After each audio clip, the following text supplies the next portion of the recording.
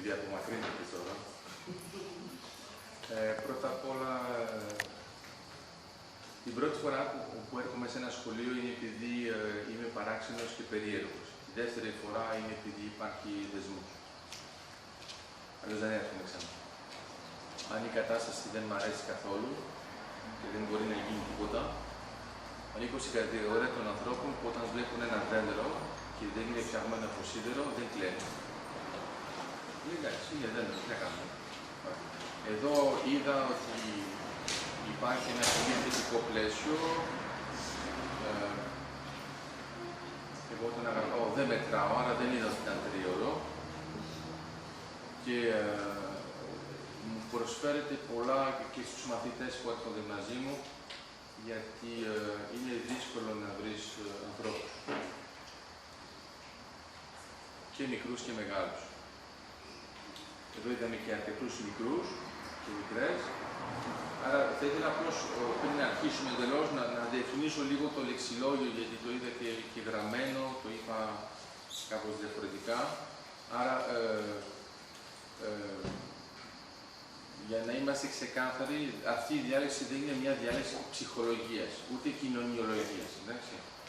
Άρα αυτό υπάρχουν ειδικοί, ας κάνουν τη δουλειά τους, εμείς ασχολούμαστε με άλλο τομέα. Η άποψη του αντικειμένου είναι, αν θέλετε, λίγο πιο εγκεφαλική, αλλά αυτό δεν σημαίνει αναγκαστικά ότι δεν υπάρχει το θέμα της καρδιάς. Απλώς είναι πιο αντικειμενικό. Δηλαδή, θα σας πω ένα παράδειγμα, ας πούμε, με το ποτήρι. Είναι μερικοί από εμάς ότι άμα το δουν, βέβαια η κοπέλα αρχίζει να ανησυχεί τώρα, είναι θεωρητικό το παράδειγμα, δεν αφορά αυτά τα ποτήρια. Αν δω, ας πούμε, ένα ποτήρι ραγισμένο, θα δείτε ότι μερικοί δεν θα το πούν, θα πούν ότι είναι άσχημο να το πείτε, άμα είστε καλεσμένοι, αλλά θα τους βλέπετε όλη την ώρα να πίνουν από την άλλη πλευρά. Να μην κοπούν κιόλας. Εγώ ανήκω στην κατηγορία των ανθρώπων που λένε είναι ραγισμένο το ποτήρι. Τίποτα άλλο, ας πούμε, το αλλάζουμε. Και μετά αυτός που θα πάρει το καινούριο το ποτήρι δεν φοβάται και είναι κανονικά και είναι πιο χαρούμενος. Άρα, αυτά τα κοινωνικά εμπόδια μερικές φορές τα κάνουμε για λόγους διπλωματικούς, κοινωνιολογικούς και ψυχολογικούς και στο τέλος είναι ακόμα χειρότερα τα πράγματα γιατί συσσωρεύονται. Μικρούς ανθρώπους, μεγάλους ανθρώπους, ο άνθρωπος είναι ο πυρήνας όλης αυτής της διάλεξης. Διαχωρίζω τον άνθρωπο σε σχέση με τα άτομα που ανήκουν στην κοινωνία και θα έχουν αυτή την ανταπόκριση και τους ανθρώπους που ανήκουν στην ανθρωπότητα και οι οποίοι θα διαφορίζουν για μερικά συμβατικά συστήματα ή συμβιβασμούς. Τελικά αυτοί οι συμβιβασμοί μπορεί να είναι καλοί για άτομα που δεν έχουν πολλές ανάγκες και όταν έχουμε ανάγκες, ξαφνικά λέμε τι ήθελα και έκανα αυτό το συμβιβασμό. Αυτό είναι σε γενικές γραμμές. Ας πούμε, όταν μια γυναίκα μου λέει ότι νιώθει κοντή, της λέω δεν έχει βάλει τα κούνια. Δεν της λέω ότι είναι ψηλή. Μπορεί να περιμένει αυτό. Αλλά εγώ ξέρω ότι είναι ψέμα. Επειδή μερικές φορές βάζουν τα κούνια, άλλες φορές δεν βάζουν τα κούνια, αλλάζουν. Μας αρέσει αυτή η διαφορά. Θέλω να πω ότι είναι καλό όταν βλέπουμε μερικά πράγματα αντικειμενικά, να τα εξετάζουμε και λίγο αντικειμενικά και μετά, αν θέλετε, να το εξετάσουμε και υποκειμενικά. Θα μιλήσω λοιπόν για τους ανθρώπους. Μικρούς ανθρώπους εννοούμε συνήθως τα παιδιά, τα οποία θυμάστε ότι τα λέμε μικρά, αλλά στο τέλος ξεχνάμε ότι είναι άνθρωποι, άρα τα λέμε μόνο μικρά. Άρα είναι μια άλλη κατηγορία. Και τους πολύ μεγάλους, τους λέμε μεγάλους, για να τους πούμε ότι είναι γέροι. Άρα δεν ασχολούνται με τα πραγματικά προβλήματα. Όλοι οι άλλοι είναι οι σοβαροί. Οι σοβαροί ποιοι είναι συνήθως, είναι οι ψηφοφόροι. Εντάξει. Άρα, εμείς τώρα θα ασχοληθούμε και με τους μικρούς και με τους μεγάλους. Όχι μόνο ηλικιακά, αλλά αν θέλετε πιο ανθρώπινα, με ποια έννοια.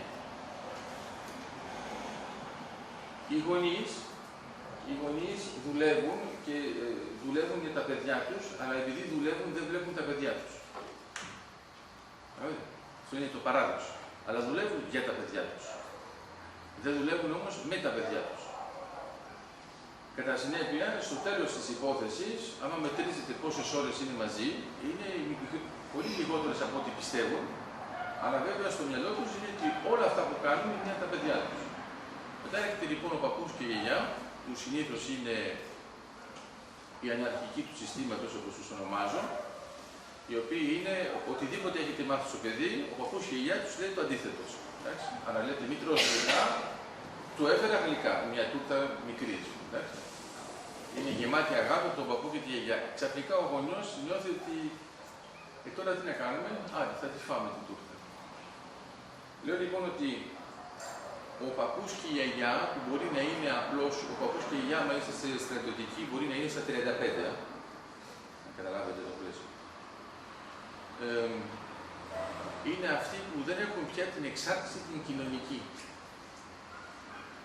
Αν θέλετε, την αγκαρία της δουλειάς, που πρέπει από κάποια ώρα έως κάποια ώρα να βρίσκονται αλλού. Ενώ θα ήθελαν θεωρητικά να είναι κοντά στα παιδιά. Αυτό είναι το πρώτο θέμα. Μετά το δεύτερο θέμα είναι ότι οι γονείς κάνουν πολλή δουλειά, αλλά δεν θεωρείται επάγγελμα. Έτσι, είναι το παράδοξο. Γιατί ο γονιός δεν είναι επάγγελμα. Και επειδή δεν είναι επάγγελμα, δεν έχει επαγγελματική κατάρτιση το επάγγελμα. Άρα είσαι γονιός επειδή έχεις παιδιά. Πριν να έχεις παιδιά δεν είσαι γονιός. Προετοιμασία 9 μήνες. Εντάξει. Άρα όσοι έχουν δουλέψει σε κάποια δουλειά, ας σκεφτούν σε ποιο επίπεδο ήταν σε αυτό το τομέα μετά από 9 μήνες. Συνήθως τους λέμε αρχάριος. Άρα δεν λέμε ποτέ γονιός αρχάριος, όριμος, πολύ όριμος, λέμε γονιός. Αυτό προκαλεί προβλήματα γιατί δεν ξέρουμε μερικές φορές πώς να αντιμετωπίσουμε τα προβλήματα, προσέξτε, όχι όταν υπάρχουν, πριν υπάρξουν. Αυτό το θέμα της προετοιμασίας. Άρα αυτή η διάρρηξη θα αφορά και το πριν και όχι μόνο το μετά. Για το μετά υπάρχουν πολλοί ειδικοί που θα σας πούν τι πρέπει να κάνετε εφόσον έχετε το πρόβλημα. Και το θέμα είναι ότι μήπως θα μπορούσαν να σας είχαν πει κάτι λίγο πριν το πρόβλημα. Εντάξει. Άρα μπαίνετε, αν θέλετε, στο πρόβλημα της διάγνωσης. Η διάγνωση είναι λίγο δύσκολη στις σχέσεις μας, διότι δεν ξέρουμε ακριβώς τι περιμένουμε από τον άλλο. Πρώτα απ' όλα, το πρώτο πράγμα που πρέπει να έχουμε στο νου μας είναι ότι πέρα από 3 άτομα, οι σχέσεις είναι περισσότερες από τα άτομα. Εντάξει. Όταν έχουμε λοιπόν 2 άτομα, έχουμε 1 σχέση. Όταν έχουμε 3 άτομα, έχουμε 3 σχέσεις. Όταν έχουμε 4 άτομα, έχουμε 6 σχέσεις. Και μετά αρχίζει. Αυτό είναι ένα μαθηματικό πρόβλημα απλό και αυτό σχετίζεται με τις σχέσεις.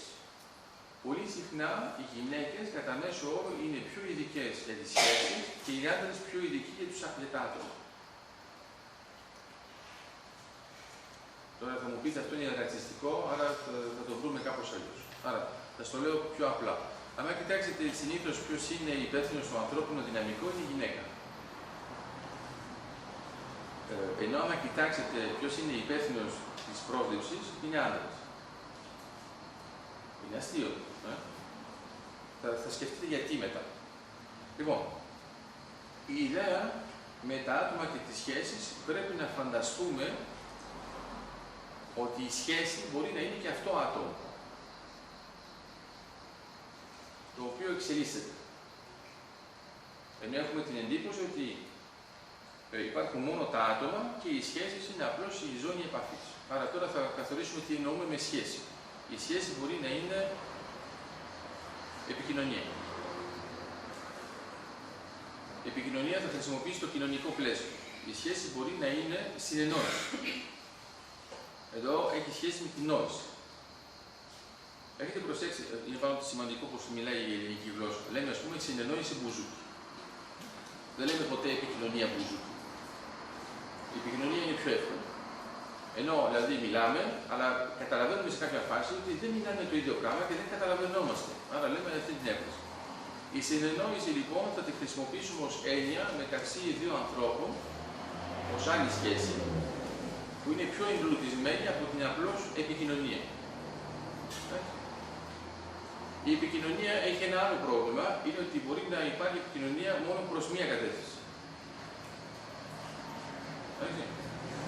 Μπορεί να το έχετε και για ειδικές περιπτώσεις, ας πούμε, τον αυτισμό, την ειδική περίπτωση. Δηλαδή δεν είναι ότι όλος δεν θέλει να μιλήσει, είναι ότι δεν το κάνει. Μπορεί να είναι ότι είναι κουφός, τυφλός, τέλος πάντων, λείπει μια αίσθηση, άρα την ώρα που μιλάτε δεν έρχεται το άλλο. Έχει πολύ ενδιαφέρον γιατί πολλοί από εμάς, ειδικά οι γυναίκες, είναι πολύ καλές στο λέγειν, όταν όμως υπάρχει και κάποιος που απαντάει. Εντάξει. Όταν ξαφνικά λοιπόν δεν απαντάει κανένας, λέτε τώρα με κατάλαβε, δεν με κατάλαβε, το είπα είναι ωφέλιμο ή όχι. Και εδώ θα ήθελα να διευκρινίσουμε μία έννοια που είναι πολύ σημαντική, είναι η έννοια της θυσίας. Έχουμε πολλούς γονείς που θυσιάζουν για τα παιδιά τους. Καλά κάνουν, γιατί τα παιδιά είναι αθώα, άρα άμα δεν έχουν τους γονείς, θα κάνουν τι. Το θέμα είναι ότι θα ήθελα να διευκρινίσουμε μια έννοια, να τη βάλουμε εκτός από αυτό το πλαίσιο γονιός-παιδί, να τη βάλουμε στη στρατηγική, να καταλάβετε πώς είναι. Γιατί βλέπετε υπάρχουν οι θυσίες οι οποίες είναι άχρηστες. Αλλά ποιες είναι οι θυσίες που είναι άχρηστες?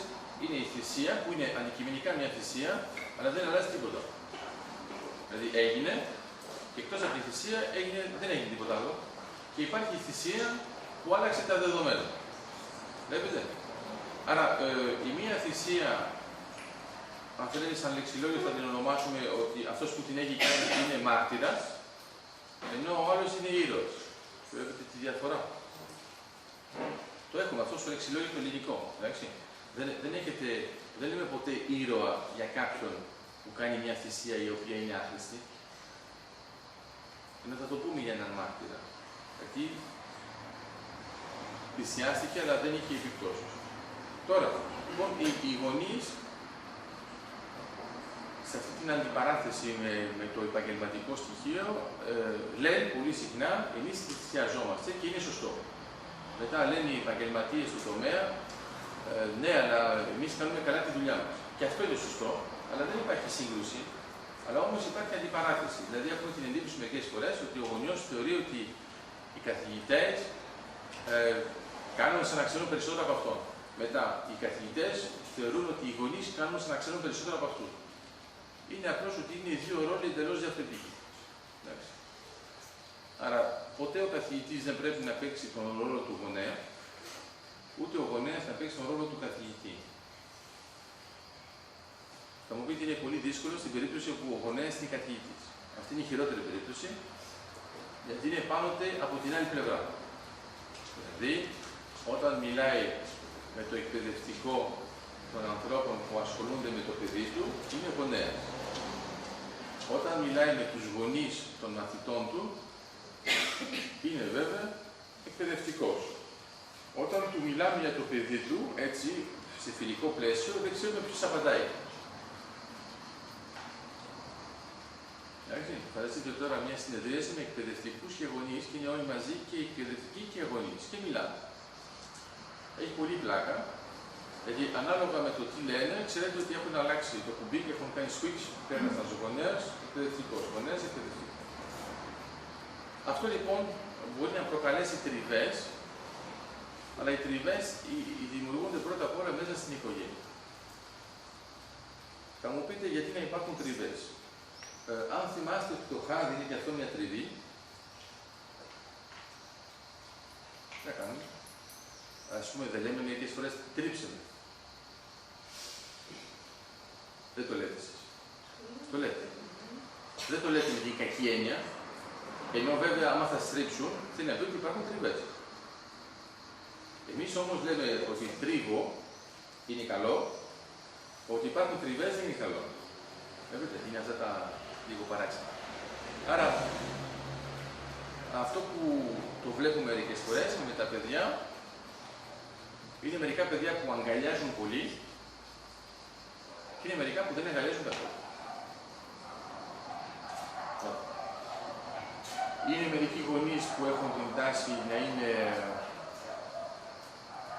πολύ κοντά στο παιδί και άλλοι έχουν την τάση να φαίνονται να είναι λίγο πιο απομακρυσμένοι. Όχι αδιάφοροι, αλλά λίγο πιο μακριά. Αυτό είναι διάφορες τάσεις που υπάρχουν στο χαρακτήρα μας. Αυτό η πιο ειδική βέβαια είναι η ψυχολόγη. Εδώ τώρα μιλάω πιο πολύ λοιπόν για τη σχέση. Στη σχέση είναι τι επενδύουμε.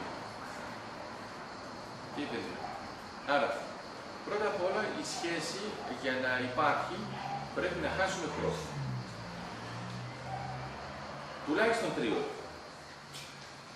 Εντάξει, να είμαστε εξηγημένα τα πράγματα.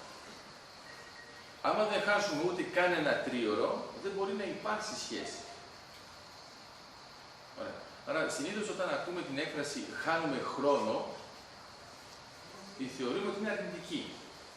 Ενώ το πρώτο πράγμα που κάνουμε είναι να χάσουμε χρόνο για να υπάρχει μια σχέση, έτσι ώστε να υπάρχει μια επένδυση. Άρα θα επενδύσουμε πάνω σε αυτή τη σχέση. Το πρώτο πράγμα που θα δείξουμε είναι ότι χάνουμε χρόνο. Χάνουμε χρόνο τι σημαίνει. Σημαίνει συνήθως με το παιδί ότι νιώθει ότι ασχολείστε μαζί του. Εντάξει. Αλλά έχετε το παιδί δίπλα, κάνει κάτι, εσείς κάνετε να σηκωθείτε έτσι και λέει όχι κάτσε. Κάθεστε λοιπόν, αλλά δεν κάνει τίποτα. Τίποτα. Αυτό παίζει μόνο του. Ξαναπηγαίνετε να σηκωθείτε, λέει όχι εδώ. Είναι λοιπόν το επίσημο χάσιμο χρόνο. Δηλαδή εδώ ξέρετε ότι δεν κάνετε τίποτα. Δηλαδή σας δίνει αυτή την εντύπωση. Στην πραγματικότητα κάνετε ήδη κάτι για το παιδί. Ότι κάθεστε. Είναι κάτι σημαντικό. Πολύ συχνά έχουμε την εντύπωση ότι οι μικροί άνθρωποι δεν καταλαβαίνουν ότι μας ζητάνε κάτι άχρηστο. Είναι λάθος. Καταλαβαίνουν πολύ συχνά. Και μάλιστα το χρησιμοποιούν για να δουν πόσο τα αγαπάτε. Εντάξει, είναι ένα πολύ ωραίο τεστ. Όταν κάνετε κάτι με κάποιον και είναι χρήσιμο, δεν μετράει. Γιατί επειδή είναι χρήσιμο, δεν νιώθετε πόσο χρόνο χάνετε. Όταν είναι επίσημα άχρηστο, το νιώθετε. Βλέπετε. Είναι σαν να έχετε ένα χρονόμετρο. Βλέπετε. Και φανταστείτε θα καθίσετε 3 ώρες. Λέτε θα πεθάνω, δεν μπορεί. Εντάξει. Μετά θα μετρήσει στο μυαλό του ότι αν είναι ικανός να καθίσει 3 ώρες και να μην κάνει τίποτα, φαντάζομαι τι μπορεί να κάνει μαζί μου αν είναι να κάνει κάτι. Βλέπετε, αυτό είναι το πρώτο τεστ που παίρναμε. Άρα, στο πρώτο τεστ αυτό, μερικές φορές το κάνουμε, υπάρχει μια μεγάλη αντιπαράθεση μεταξύ των πατεράδων και των μανάδων. Ο πατέρας, ας πούμε, όταν είναι υπεύθυνος για το παιδί, θέλει να του κάνει πολλά πράγματα. Εντάξει, πολλά. Θα πάμε εκεί, θα κάνουμε αυτό, θα κάνουμε αυτό. Και μετά δεν έχει να κάνει τίποτα άλλο και μετά λέει πάρει. Άρα, αυτό που βλέπουμε είναι ότι πρέπει να ξέρουμε τι να κάνουμε όταν δεν κάνουμε τίποτα. Περάσει το θέμα μέσα στις τριβές, τις εσωτερικές. Περάσει το θέμα. Πολύ συχνά ξέρουμε ότι άμα έχουμε έναν κοινό στόχο και τον πετύχουμε, θα είμαστε ευχαριστημένοι. Εδώ μπαίνουμε σε ένα άλλο πλαίσιο που είναι αστείο. Είναι ότι βλέπετε τον γονέα, είναι με το παιδί, κάνουν κάτι μαζί, πετυχαίνουν τον στόχο. Προσέξτε όμως, ο στόχος είναι μόνο του γονέα. Το παιδί δεν έχει στόχο. Μετά ρωτάει ο γονέας, είσαι ευχαριστημένος? Βέβαια. Δεν περάσαμε ωραία? Βέβαια. Τι κάναμε? Τίποτα. Εδώ είναι η σφαλιάρα νοητική που έρχεται και λέτε, ωραία, είναι ακριβώς αυτό που το θυμάστε, όταν κάνετε δώρο σε ένα πολύ μικρό παιδί, θα περάσει περισσότερη ώρα στο περιτύλιγμα που έχει θόρυβο από το αληθινό δώρο που λέτε τώρα μήπως δεν τον ενδιαφέρει καν. Βέβαια δεν τολμάτε ποτέ να κάνετε ένα δώρο που να έχει μόνο περιτύλιγμα. Αυτό θα ήταν μια υπέρβαση. Δεν ξέρετε κατά πόσο θα ήταν χαρούμενο το παιδί που θα έχει μόνο χαρτί με τσαλακώσει. Το οποίο δεν θα έχετε ανάγκη να πείτε μη το σκίσεις. Είναι δώρο. Εντάξει. Αυτό εμένα μ' άρεσε όταν είδαμε το πρωί, ήταν όλα κομμένα για να κάνουμε τη θάλασσα. Έχει ενδιαφέρον. Έχει ενδιαφέρον γιατί είναι μια προσέγγιση του κυβισμού. Αρχίζουμε με το τίποτα, κόβουμε τα πάντα, δεν υπάρχει πια τίποτα και το ξαναφτιάχνουμε. Ενώ θα μπορούσαμε, ας πούμε, έχετε ένα μπλε μοτίβο, το βάζετε μπλε, το κολλάτε όλο μπλε και λέτε είναι μια θάλασσα. Όχι, όχι, όχι, όχι. Εμείς θα το κόψουμε κομματάκια, θα το ξανακολλήσουμε το ένα κομματάκι δίπλα από το άλλο, θα είναι τώρα θάλασσα. Και λέτε, μα τι χάσιμο χρόνο είναι αυτό. Δεν είναι χάσιμο χρόνο. Το φαντάζεστε, ας πούμε, θα σας το κάνω τώρα πιο δύσκολο. Είσαστε στο σπίτι σας, θέλετε να βάλετε τις ψευδοτροφές στο σπίτι σας και έχετε ένας επαγγελματίας και θα σας το κάνει με πινελιές. Τσακ, τσακ, τσακ, τσακ, τσακ, τσακ, ξεχωριστές. Και μετά ξανακάνει άλλες πινελιές να τα ενώσει. Και κάνει μια εβδομάδα, ας πούμε, να κάνει το σπίτι. Εντάξει, ή τον έχετε εξοντώσει ή έχετε πεθάνει. Και λέτε, δεν είναι αυτό το πράγμα.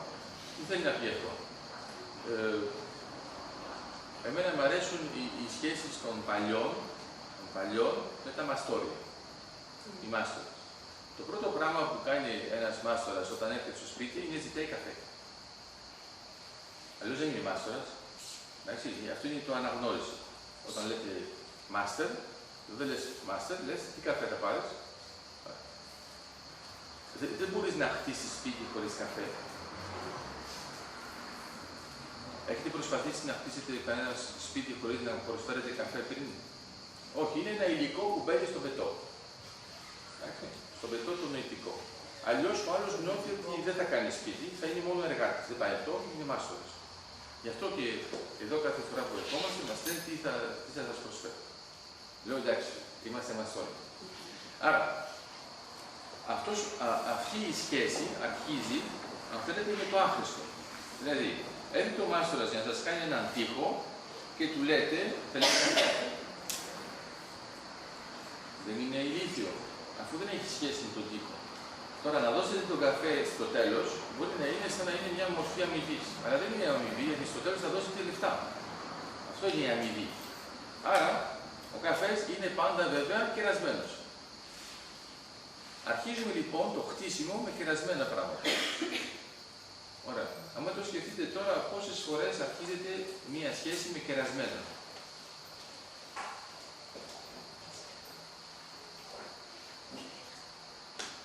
Προσέξτε, δεν μιλάω για την φιλοξενία την τυπική, η οποία υπάρχει και το κάνουμε επειδή είναι φαινόμενο κοινωνικό. Δεν μιλάω για αυτή, ξέρετε ακριβώς.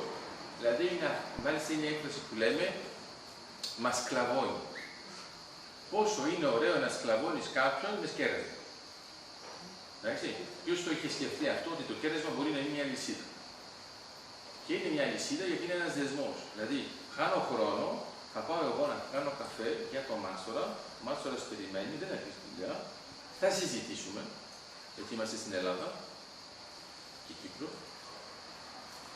Στον ελληνισμό αρχίζουμε πρώτα με τον λόγο. Άμα δεν συζητήσουμε τον τοίχο, ο τοίχος δεν θα σηκωθεί.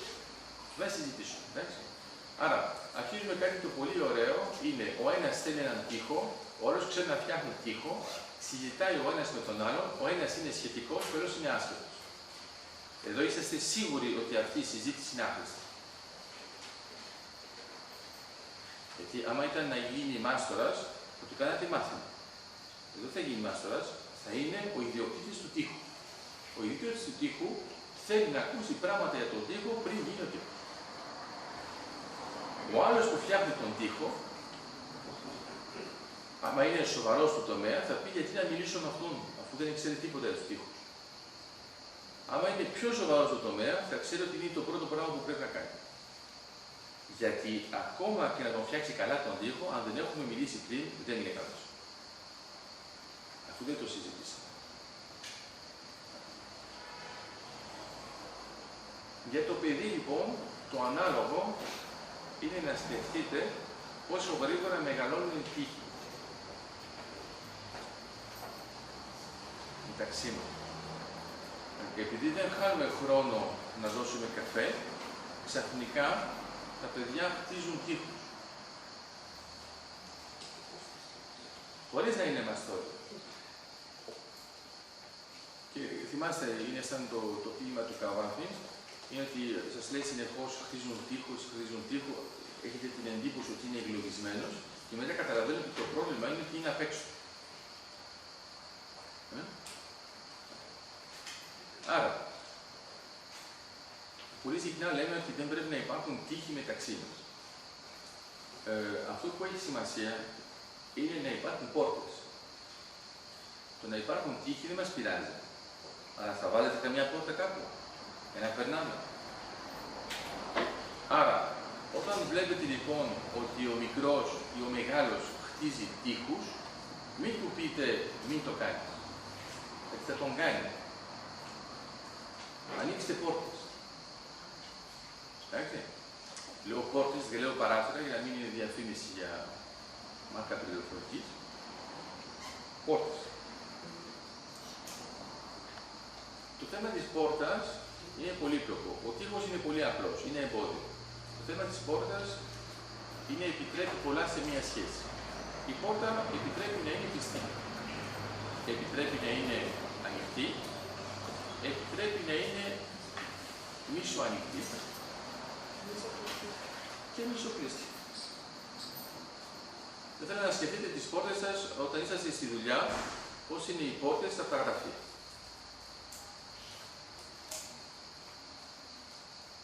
Δεν σας λέω αυτές τις αηδίες που είναι του τύπου box και δεν υπάρχουν πια πόρτες και είμαστε σαν αγελάδες. Βέβαια δεν μας ζητάνε γάλα, τέλος πάντων. Μιλάω για αληθινές πόρτες. Υπάρχουν πόρτες που είναι πάντα ανοιχτές.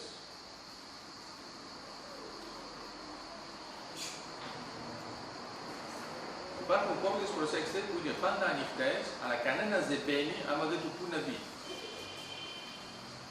Αυτές είναι τείχος, δεν είναι πόρτες. Εντάξει.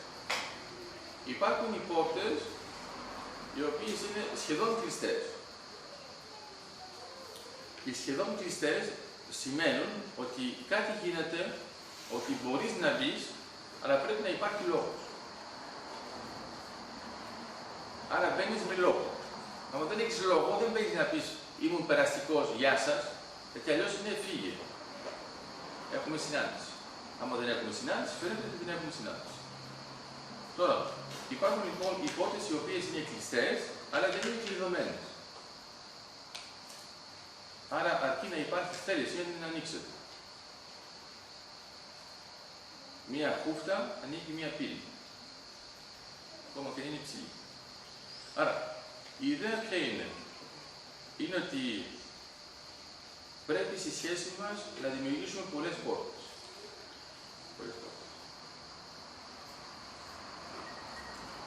Μπορεί να τις ανοιγοκλίνουμε, να κλείνουμε μερικές, να αλλάζουμε άλλες, αλλά να υπάρχουν στην πραγματικότητα μονοπάτια, καλλιτεδίνια που αλλάζουν.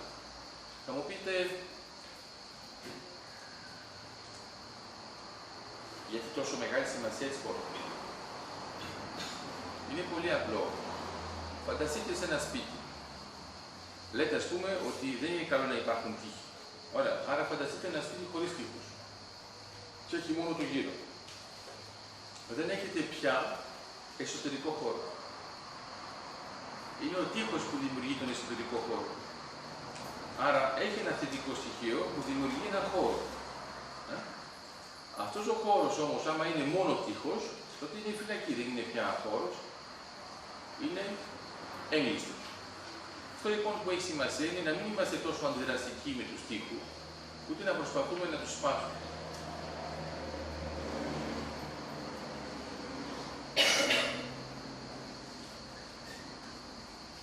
Ας πούμε, έχετε μια γάτα. Της βάζετε ένα μικρό άνοιγμα κάτω. Τι γίνεται. Ρωτάω τώρα, έχει πόρτα. Όχι. Μπορεί να περάσει κάποιος άλλος από τη γάτα. Άλλη γάτα, αλλά κανένας άλλος. Άρα είναι εντάξει. Το πέρασμα είναι πιο θετικό. Αν θέλετε, γιατί προσδιορίζει. Ας πούμε εδώ, σε αυτό το σχολείο, τις επίτηδες μου βάζουν πράγματα που είναι χαμηλά. Πας να μπεις στο μικρό χώρο με το παιδί, το κουβαλάς και μπαμ, λες, αυτό δεν είναι για μένα εδώ, είναι πιο μικρός. Και είναι σωστό. Είναι σωστό, αλλά πρέπει να προσέχουμε. Τώρα, όσον αφορά τους ανοιχτούς χώρους. Το πλαίσιο. Είναι πολύ σημαντικό να βγούμε εκτός από το πλαίσιο. Η σχέση του γονέα και του παιδιού είναι μια σχέση που είναι παράξενη εξ αρχής, γιατί ο γονέας είναι και αυτός παιδί του άλλου γονέα. Υπάρχει όμως μια ασυμμετρία. Είναι ότι το παιδί δεν είναι γονέας ενός άλλου, εκτός από την Κύπρο βέβαια, που τα παιδιά είναι μέχρι 40 χρόνια. Εντάξει, λέω για τις άλλες περιπτώσεις, σε άλλα κράτη. Άρα, ο γονέας είναι αυτός που λέει, είναι αυτός που έχει την εμπειρία, γιατί ήταν παιδί και πριν. Βέβαια, μερικές φορές ξεχνάει ότι ήταν παιδί πριν 25 χρόνια. Στο ενδιάμεσο, βέβαια, η κοινωνία έχει αλλάξει, αλλά αυτός θέλει να κάνει τα ίδια πράγματα. Όχι ακριβώς τα ίδια, δηλαδή έχει κινητό. Άρα, έχουμε λοιπόν μια συνάντηση που είναι ο γονέας και το παιδί. Αυτή η συνάντηση γίνεται με διαφορετικά ύψη. Σε κάποια φάση λοιπόν το παιδί μεγαλώνει, αρχίζουμε να έχουμε μια ισορροπία. Όταν έχουμε μια ισορροπία γεωμετρική, αρχίζουν τα προβλήματα τα κοινωνικά. Ξαφνικά υπάρχει μια μικρή αμφισβήτηση για οτιδήποτε. Μετά όταν το παιδί αρχίζει να ψηλώνει ακόμα, τότε πρέπει να το έχετε σκεφτεί πριν. Γιατί σε κάποια φάση θα είναι του τύπου, δεν θα μπορείς να πεις κάτσε. Γιατί θα είναι 100 κιλά, ας πούμε, το κάτσε και θα πει όχι. Και θα πεις, θα το ξανασκεφτώ. Άρα, πρέπει να θυμάστε, είναι ακριβώς αυτό με τον βασιλιά στο μικρό πρίγκιπα. Ο βασιλιάς δίνει πάντα εντολές στο μικρό πρίγκιπα, οι οποίες μπορούν να γίνουν. Επειδή δεν υπάρχει κανένας πάνω στο βασίλειό του, δεν δίνει εντολές. Άρα δίνει εντολές στα αστέρια. Λέει στα αστέρια ανάψτε. Τα αστέρια είναι αναμένα, ανάβουν, ακολουθούν την εντολή. Άρα αυτό πρέπει να είμαστε λίγο προσεκτικοί, γιατί μας αρέσουν πολύ στον τομέα των γονέων να λέμε εντολές οι οποίες να γίνονται.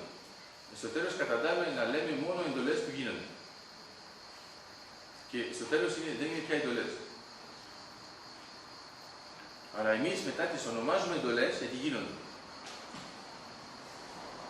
Μη πας εκεί. Θες να πας. Να πας. Όχι, όχι, να πας, να πας. Έχεις δίκιο, να πας.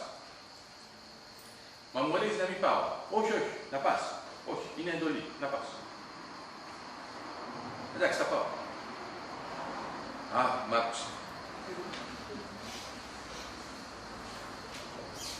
Να το κάνει και πιο ύπουλο για να το παίξετε ντουέτο με τον άλλο γονέα. Είδες που μ' άκουσε.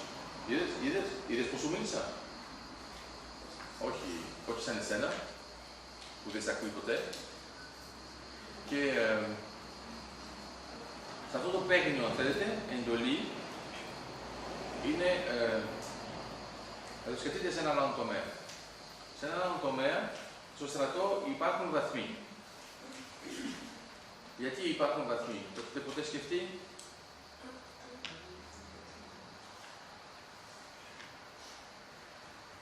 Για πείτε μου.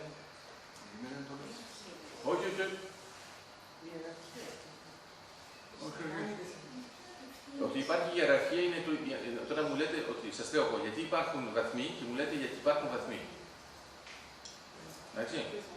Άμα μου απαντάτε γιατί υπάρχει ιεραρχία, μα είναι ακριβώς αυτό που λέω. Αλλά αν θέλετε, το ξαναπούμε, γιατί υπάρχει ιεραρχία.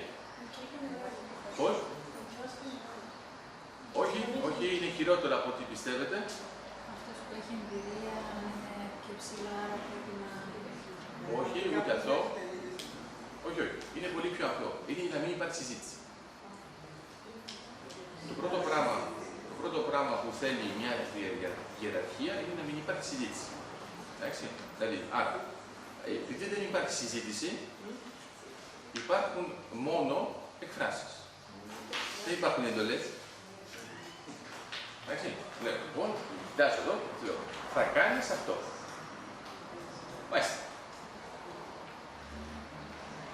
Δεν της έδωσα εντολή, της είπα απλώς τι να κάνει.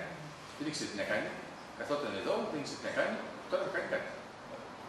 Άρα, Είναι πάρα πολύ σημαντικό να σκεφτείτε ότι πρώτα απ' όλα η ιεραρχία υπάρχει για να μην υπάρχει συζήτηση. Για να μην υπάρχει συζήτηση. Δηλαδή είναι η άρνηση της συζήτησης. Η ιδέα ποια είναι, δεν είναι μικρό και φανταστείτε ότι είναι απολύτως κακό σε αυτό το πλαίσιο, είναι ότι φανταστείτε τώρα κάθε φορά που λέτε μια οδηγία, λέει ο άλλος γιατί. Εντάξει. Δηλαδή, φανταστείτε από τον στρατηγό που πάει μέχρι τον λοχεία, στο καθένα θα πει ο ένας στον άλλο γιατί, μέχρι να βρει ο άλλος θα έχει γράψει μια διατριβή, μέχρι να φτάσει στο λοχεία. Εντάξει.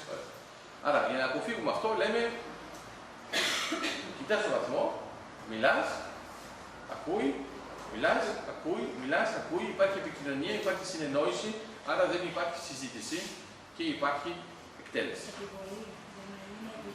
Δεν είναι καν επιβολή, είναι χειρότερο. Η επιβολή είναι πολύ σημαντική όταν δεν υπάρχουν βαθμοί.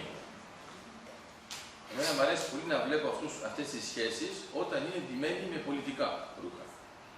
Θα δείτε ότι υπάρχουν μερικοί που μόλις μιλάνε καταλαβαίνετε αμέσως σε ποιο βαθμό είναι. Ενώ άλλοι χρειάζεται να τον έχουν το βαθμό, να καταλάβετε τι είναι. Δηλαδή μετά δεν θα το πίστευα ποτέ. Αυτό λειτουργεί και με τις γυναίκες των στρατηγών. Και τα παιδιά. Και τα παιδιά. Εντάξει, μην ανησυχείτε, όλοι παίρνουν τον βαθμό. Ναι, δεν είναι καθόλου. Όλο πακέτο. Δηλαδή πάει πακέτο. Εντάξει. Άρα είσαι γιος του στρατηγού, είσαι γιος του στρατηγού. Ενώ γιος του στρατηγού είναι απλώς ότι είσαι γιος.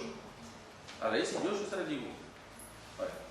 Άρα, αυτό που έχει λοιπόν σημασία είναι ότι μόλις αρχίζετε να λέτε σε μία φθορά του συστήματος εσωτερική όπου έχει τριβές, δεν υπάρχει συζήτηση, δεν το συζητάμε αυτό, τότε είσαστε σε πλαίσιο ιεραρχίας. Εντάξει, αμέσως λέτε, θα κάνεις αυτό, δεν θα το συζητήσουμε. Αυτό φαντάζομαι ότι εδώ δεν το έχει κάνει κανένας, αλλά μιλάμε για άλλους. Εκείνη τη στιγμή πρέπει να σκεφτείτε ότι κάνετε ακριβώς αυτό, είναι ξαφνικά βάζετε το κοστούμι σας και δείχνετε ότι ο βαθμός σας είναι πιο πάνω από τον άλλον, άρα δεν υπάρχει συζήτηση. Βέβαια το λέτε μέσα σε πλαίσιο δημοκρατικό, υποτίθεται. Είναι στην περίπτωση. Δεν ξέρω αν αναπτύσσουμε συζήτηση. Βεβαίως αναπτύσσουμε. Απλά στην περίπτωση των γονέων με τα παιδιά, ας πούμε, όταν ο γονιός θέλει να εφαρμόσει τον ρόλο του σαν γονιό σε θέματα πολύ σοβαρά, ίσως μπαίνει αυτή η αρχή. Δεν υπάρχει συζήτηση γι' αυτό, ας πούμε. Για να μπαίνουν τα όρια. Ναι, το καταλαβαίνω βιωματικά. Πρέπει να καταλάβουμε όμως και τις επιπτώσεις. Γιατί δεν το λέμε από την αρχή. Ναι, δεν είναι και λειτουργική ιεραρχία. Πώς? Χρειάζεται ιεραρχία, είναι λειτουργική. Ναι, είναι λειτουργική ως πιο όριο. Εμείς τα θέτουμε τα όρια. Αυτό είναι το πρόβλημα. Γιατί μερικές φορές δεν τα θέτουμε με τον ίδιο τρόπο και οι δύο. Όταν είναι μεταξύ μεγάλου και μικρού, ο μικρός δεν είναι σε θέση να το θέσει τα όρια. Α, μετά όμως ο μικρός μεγαλώνει. Όταν μεγαλώνει, αλλάζει και η σχέση. Ναι, αλλά έχει αλλάξει ήδη ο μικρός. Γιατί εδώ εγώ έχω δει και εδώ μικρούς, τους οποίους οι μεγάλοι τους σέβονται γιατί αρχίζουν να κάνουν άλλες κινήσεις και ξαφνικά λένε όπα, είναι μικρός ή δεν είναι μικρός. Επικοινωνιακά επίπεδα. Επικοινωνιακά επίπεδα είναι ας πούμε ο Ιάσονας. Είναι μικρός ο Άσονας ή είναι στην κατηγορία των μεγάλων. Εξαρτάται τι εννοείται μικρός. Αυτό είναι. Εδώ μιλάω συγκεκριμένα. Εγώ σας φέρνω ένα παράδειγμα χειροπιαστό και θέλω να μου πείτε αν το θεωρείτε μικρό ή μεγάλο. Όχι, δεν είναι σε θέση ο Ιάσονας όταν ο Άσονας δεν μπορεί να κρίνει, θα το κρίνει εσύ. Ναι, όρια. αυτό που βλέπω είναι ότι άμα περάσει ο Ιάσονας σε ένα άλλο επίπεδο, ξαφνικά όλοι θα τον βάλουν στη θέση του μεγάλου. Μετά όταν θα ξαναμπεί σε ένα πλαίσιο πιο φυσιολογικό, θα τον ξαναβάλουν στη θέση του μικρού. Και αυτό είναι ένα παίγνιο πάρα πολύ επικίνδυνο. Και πρέπει να το διαχειριζόμαστε. Αυτό λοιπόν το πρόβλημα του διαχειρισμού και του διαλόγου, γιατί εδώ προσπαθώ να σας πω ότι ειδικά ας πούμε στην εφηβεία, το μικρός μεγάλος θα αρχίσει να έχει ένα πρόβλημα. Γιατί ο μικρός δεν είναι ακριβώς μικρός, και ο μεγάλος αρχίζεται να γίνεται πιο μεγάλος από το μεγάλο. Και μετά έχει πολύ ενδιαφέρον όταν μιλάτε με τον γονιό σας, εσείς ως μεγάλοι, ως του μιλάτε. Ξαφνικά τον ξαναβάζετε στην κατηγορία μικρό παιδί. Δεν μιλάω καν για μεγάλο που έχει πρόβλημα, μιλάω για πρόβλημα δηλαδή συμβατικό. Εντάξει. Φανταστείτε, ας πούμε, πώς μιλάτε σε έναν μεγάλο που έχει ηλικία 80 χρονών. Ηχογραφήστε πώς του μιλάτε, βάλτε ξανά το μικρόφωνο και ρωτήστε σε έναν άγνωστο σε ποιον μιλάω. Και θα σας πει κάτι του τύπου 12. Εντάξει. Άρα πρέπει να είμαστε λίγο προσεκτικοί πάνω σε αυτό, γιατί το ερώτημα που εγώ θέτω ακόμα και για τους μεγάλους είναι ο ηλικιωμένος που είναι 80 χρονών, σε ποια κατηγορία τον βάζουμε, στους μικρούς ή στους μεγάλους, ή επειδή είναι πολύ μεγάλος τον έχουμε ξαναβάλει στους μικρούς. Έχει 80 και 80. Ακριβώς. Αυτό είναι το πρόβλημά μας. Και έχει όχι μόνο 80, αλλά έχει και 40, έχει και 30, έχει και 20 και σε όλες τις κατηγορίες έχουμε ανθρώπους που δεν ταυτίζονται με την ηλικία τους και δεν ανταπεξέρχονται με τον ίδιο τρόπο. Άρα το θέμα της συνεννόησης θα μπούμε σε μια διαπραγμάτευση. Πολύ σημαντική έγινε. Η διαπραγμάτευση θα μας φέρει παίκτες. Τεράστιο πρόβλημα. Τεράστιο πρόβλημα, δηλαδή ξαφνικά δεν μιλάμε για έναν, που εκεί νομίζουμε ότι τα βγάζουμε πέρα. Μιλάμε, ας πούμε, για ολόκληρο το ανδρόγυνο. Μιλάμε για 2, 3, μπορεί να είναι και περισσότερα τα παιδιά. Μπορεί να είναι από διαδιζύγιο, με 2 διαζύγια, με τα άλλα παιδιά, με τα παιδιά τα δικά μας, τα παιδιά του άλλου και όλο αυτό στην ίδια οικογένεια. Εδώ αυτό λέγεται διακρατικές σχέσεις. Εντάξει. Δηλαδή αυτό είναι η βαλκανοποίηση, η Κάφκασος, κάτι τέτοιο. Ηνωμένα Έθνη. Ναι, μας τα Ηνωμένα Έθνη έχουν ένα timing για να μιλάνε, αλλά εδώ είναι άλλο θέμα. Άρα εδώ μπαίνετε, ας πούμε, σε ένα πολύ σημαντικό τομέα, είναι η θεωρία παιχνίων, θα την προσεγγίσουμε, και εδώ ξέρουμε, έχουμε 2 μεγάλες κατηγορίες. Άρα έχουμε τα παίγνια μηδενικού αθροίσματος, νικάω, χάνεις. Αυτό δυστυχώς στις σχέσεις μας έχουμε πολύ συχνά την εντύπωση ότι είναι μόνο αυτό το παίγνιο που παίζεται. Αυτό είναι ήδη στρατηγικό λάθος. Άρα υπάρχουν τα παίγνια μηδενικού αθροίσματος, άρα τα λέμε μηδενικού αθροίσματος γιατί όταν αθροίσουμε το κέρδος και την απώλεια, κάνει 0. Εντάξει, άμα είναι συν 1, μείον 1, 1, μείον 1, 0. Και υπάρχουν τα παίγνια που είναι μη μηδενικού αθροίσματος. Εντάξει. Η πρώτη θεωρία είναι von Neumann-Morgenstern, η δεύτερη θεωρία είναι Nash. Εδώ θα ήθελα, όχι να σας πείσω, σίγουρα το ξέρετε ήδη, είναι ότι είμαστε πολύ γρήγορα στη δεύτερη κατηγορία, όπου τα πράγματα είναι πολύ πιο δύσκολα, γιατί στην πρώτη κατηγορία, αν θέλετε, να το πούμε πιο λαϊκά, υπάρχει μόνο win, lose, lose, win. Το πολύ ωραίο είναι ότι σε αυτή την κατηγορία είναι μερικοί που προσπαθούν να μας πούν ότι υπάρχει το win-win. Αυτό είναι ψέμα.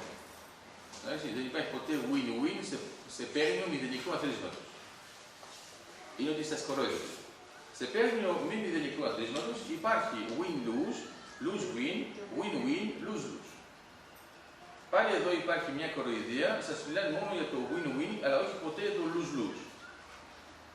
Όταν έχουμε ένα πρόβλημα σε μια οικογένεια, πολύ συχνά θα μπορούσαμε να καταφύγουμε, δηλαδή θα φτάσουμε στο επίπεδο lose-lose, ενώ θεωρητικά υπήρχε ένα πλαίσιο πιο ανοιχτό για να παίξουμε αλλιώς. Και σας λέτε πώς καταφέραμε και φτάσαμε εδώ. Δηλαδή πώς καταδείξαμε λογία. Άρα, έχει μεγάλη λοιπόν σημασία το εξής. Και ξαναέρχομαι σε αυτή την διαπραγμάτευση. Όταν είμαστε στη θεωρία αποφάσεων, είμαστε μόνο ένας. Αυτό συνήθως το τραγικό λάθος το κάνει ο πατέρας. Ο πατέρας θεωρεί ότι πρέπει να αποφασίσει για την οικογένεια και το θεωρεί ότι είναι πολύ σημαντικό να αποφασίζει μόνος του και αποφασίζει για όλη την οικογένεια. Άρα, στην πραγματικότητα, στο μοντέλο του υπάρχει ένας παίκτης και όλοι οι άλλοι είναι βοηθοί του παίκτη. Το κάνει βέβαια για το καλό των βοηθών, προσέξτε. Δεν το κάνει με την κακή έννοια, αλλά λέει: άμα εγώ ως πατέρας δεν μπορώ να ανταπεξέλθω και να πάρω μια απόφαση για την οικογένεια, δεν είμαι πατέρας. Ή δεν είμαι άντρας, τέλος πάντων και τα λοιπά, ή είμαι κόφτας. Το λάθος ποιο είναι? Είναι ότι αυτό είναι σωστό στη θεωρία παιχνιδιών μόνο όταν είσαστε μόνοι. Όταν ο πατέρας είναι μόνος, η μητέρα τέλος πάντων μπορεί να πάρει μια απόφαση και πολύ σωστή να την πάρει μόνος. Εντάξει. Και είναι μόνος. Μόλις είναι πατέρας, θέλει να πει ότι μπορεί να είναι ενδιάμεσα και σύζυγος και να έχει σχέση με παιδιά. Άρα δεν είναι πια μόνος. Ήδη. Αρχίζουμε. Άρα, τι μας διδάσκει η θεωρία παιχνιών? Η θεωρία παιχνιών μας διδάσκει ότι η ατομική βέλτιστη λύση δεν είναι απαραίτητα συλλογική βέλτιστη λύση. Τόσο απλά. Αυτό είναι μια τεράστια ασφαλιάρα που δεχόμαστε σε αυτό το τομέα, γιατί θεωρούμε ότι εντάξει, θα είναι μια γενίκευση. Πώς θα πάει? Δεν πάει έτσι. Γιατί? Γιατί όταν υπάρχει μια σύνδεση μεταξύ των δύο, παίρνω ξανά το ποτήρι με τη διευθύντρια. Ας πούμε ότι θέλουμε να πιούμε και έχουμε μόνο ένα ποτήρι με νερό. Η βέλτιστη λύση για τον καθένα μας είναι πολύ διψάμια, εντάξει. Είναι να πάρει ο καθένας το ποτήρι. Άρα για τον καθένα, αν κοιτάξουμε τη στρατηγική του, η βέλτιστη είναι να πάρει το ποτήρι και να το πιει. Μόνο που αυτό το σκέφτεται και ο άλλος. Ωραία. Η βέλτιστη λύση δεν μπορεί να υπάρχει δύο φορές. Αυτό δεν το σκεφτόμαστε όταν βρίσκουμε τη βέλτιστη λύση, ότι μπορεί και ο άλλος να έχει τη βέλτιστη λύση, αλλά οι δύο μαζί δεν μπορούν να υπάρχουν. Άρα είναι ο ένας που θα την παίξει. Τώρα κοιτάξτε πώς πάει. Άρα είμαστε εμείς οι δύο, διψάω, θέλω να πιω, θέλει να πιει, και τώρα σκεφτόμαστε. Και λέτε, θα το πιω πιο γρήγορα. Ωραία. Μετά θα είναι ο πιο δυνατός, θα τον πλακώσει τον άλλον στο ξύλο. Βέβαια, και να τον πλακώσει στο ξύλο δεν έχει πιει. Άρα θα μου πείτε, ο άλλος είναι ζωντανός γιατί έχει πιει, αλλά μετά είναι σκοτωμένος γιατί τον έχει σκοτώσει. Βέβαια και ο άλλος, εφόσον δεν έχει πια νερό, θα πεθάνει. Βλέπετε λοιπόν ότι έχουμε καταφέρει να έχουμε δύο βλάκες. Γιατί και να είσαι γρήγορος, άμα δεν είσαι δυνατός, μην κάνεις την πρώτη κίνηση. Γιατί μπορεί να έχει επιπτώσει στη δεύτερη. Ωραία. Άρα μετά λέμε, μήπως μπορεί να υπάρχει μια ισορροπία και να πιούμε ας πούμε το μισό και το μισό. Αυτό λοιπόν, αν θέλετε, θα μας οδηγήσει σε αυτό που ονομάζουμε ισορροπία Nash. Η ισορροπία Nash, εδώ δεν είναι καλό παράδειγμα, γιατί εδώ είναι η ισορροπία Παρέτο. Η ισορροπία Nash είναι η ισορροπία που υπάρχει στα παίγνια μη μηδενικού αθροίσματος όταν δεν είναι συνεργατικά. Δίνω ένα παράδειγμα χειροπιαστό, γιατί βλέπω ότι έχω γίνει μόνος. Ας πούμε, βάζετε. Δεν είναι καλό παράδειγμα, ας πούμε ότι το κάνω πριν μερικά χρόνια. Λοιπόν, βάζετε λεφτά στην τράπεζα και το βάζετε σε μετοχές. Εντάξει. Ωραία. Άρα δεν τα βάζετε εναντίον του άλλου, βάζετε στο ίδιο μετοχικό και βάζετε κι εσείς. Και αυτές τις μετοχές ανεβαίνουν. Και παίρνετε κι εσείς κέρδη. Άρα βλέπετε ότι αυτό είναι ένα πλαίσιο μη μηδενικού αθροίσματος. Γιατί δεν είναι τα λεφτά που τα πήρατε από τον άλλον που τα πήρατε εσείς, ούτε ο άλλος έκανε αυτό. Ήρθαν από αλλού. Άρα εδώ είσαστε δύο παίκτες, οι οποίοι όμως δεν έχουν συνεργαστεί. Εντάξει, είναι σε πλαίσιο μη συνεργασία. Αλλά δεν είναι ότι είναι αντίπαλοι, είναι ότι δεν συνεργάζονται. Λοιπόν, αυτό έχει μεγάλη σημασία να το δούμε. Σας δίνω ένα παράδειγμα. Διαφορετικό. Έχετε λοιπόν μία σκακέρα και μία άλλη σκακέρα και έχετε 4 παίκτες. Παίζουν σκάκι. Προσέξτε τώρα τον κανόνα που θα οργανώσω. Θα πούμε ότι οι δύο που παίζουν σκάκι θα πρέπει να συνεργαστούν. Εντάξει. Και οι δύο που παίζουν σκάκι να συνεργαστούν. Και θα κερδίσει η ομάδα που θα χάσει πιο γρήγορα ο ένας από τους δύο. Το πιάσατε? Δεν το πες η κυρία, το ξαναλέω. Λοιπόν, άρα έχουμε τον Α που παίζει με τον Β, ο ένας από τους δύο θα κερδίσει. Ο άλλος θα χάσει. Επειδή συνεργάζονται, ο Β βοηθάει τον Α να χάσει γρήγορα. Ο Γ και ο Δ κάνει το ίδιο. Η ομάδα που θα κερδίσει από τις δύο ομάδες θα είναι αυτή η ομάδα η οποία ένας από τους δύο θα έχει χάσει γρήγορα. Άρα, όταν το εξετάζουμε, τώρα δεν το ξέρουμε αυτό το παιχνίδι. Τους βλέπουμε 4 άτομα να παίζουν. Βλέπουμε λοιπόν πώς παίζουν και λέμε, εμείς σκεφτόμαστε ότι παίζουν 2 εχθροί με 2 εχθρούς και όλο είναι εχθρικό. Μετά σε κάποια φάση βλέπουμε ότι ένας δεν παίζει καλά και χάνει γρήγορα. Λέτε, είναι μάπας. Εντάξει, σκεφτείτε τώρα πώς βλέπει ένας επαγγελματίας μερικές οικογένειες, θα το σκεφτείτε που πάει μέσα. Άρα λέτε, δεν είναι καλός παίκτης. Ωραία. Και μετά τον βλέπετε να λέει, νίκησαμε. Εκεί πέρα λέτε, είμαι βλάκας, δεν κατάλαβα ποιος είναι ο κανόνας. Έχουν αλλάξει τον κανόνα. Λοιπόν, μετά σας εξηγούν ποιος είναι ο κανόνας, θα πείτε, μα δεν το λέγατε από την αρχή. Ωραία. Τώρα λοιπόν, ας πούμε ότι θα πάρουμε ένα κλασικό, είναι μάνα κόρη, πατέρας γιος. Μπορώ να το κάνω μάνα γιος, πατέρας κόρη. Είναι ήδη πιο δύσκολο. Θα δείτε. Λοιπόν, αυτοί λοιπόν πόσες παρτίδες παίζουν?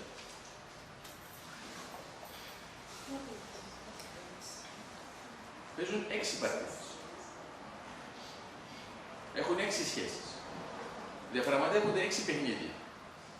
Αυτό βέβαια δεν το βλέπουμε συνεχώς.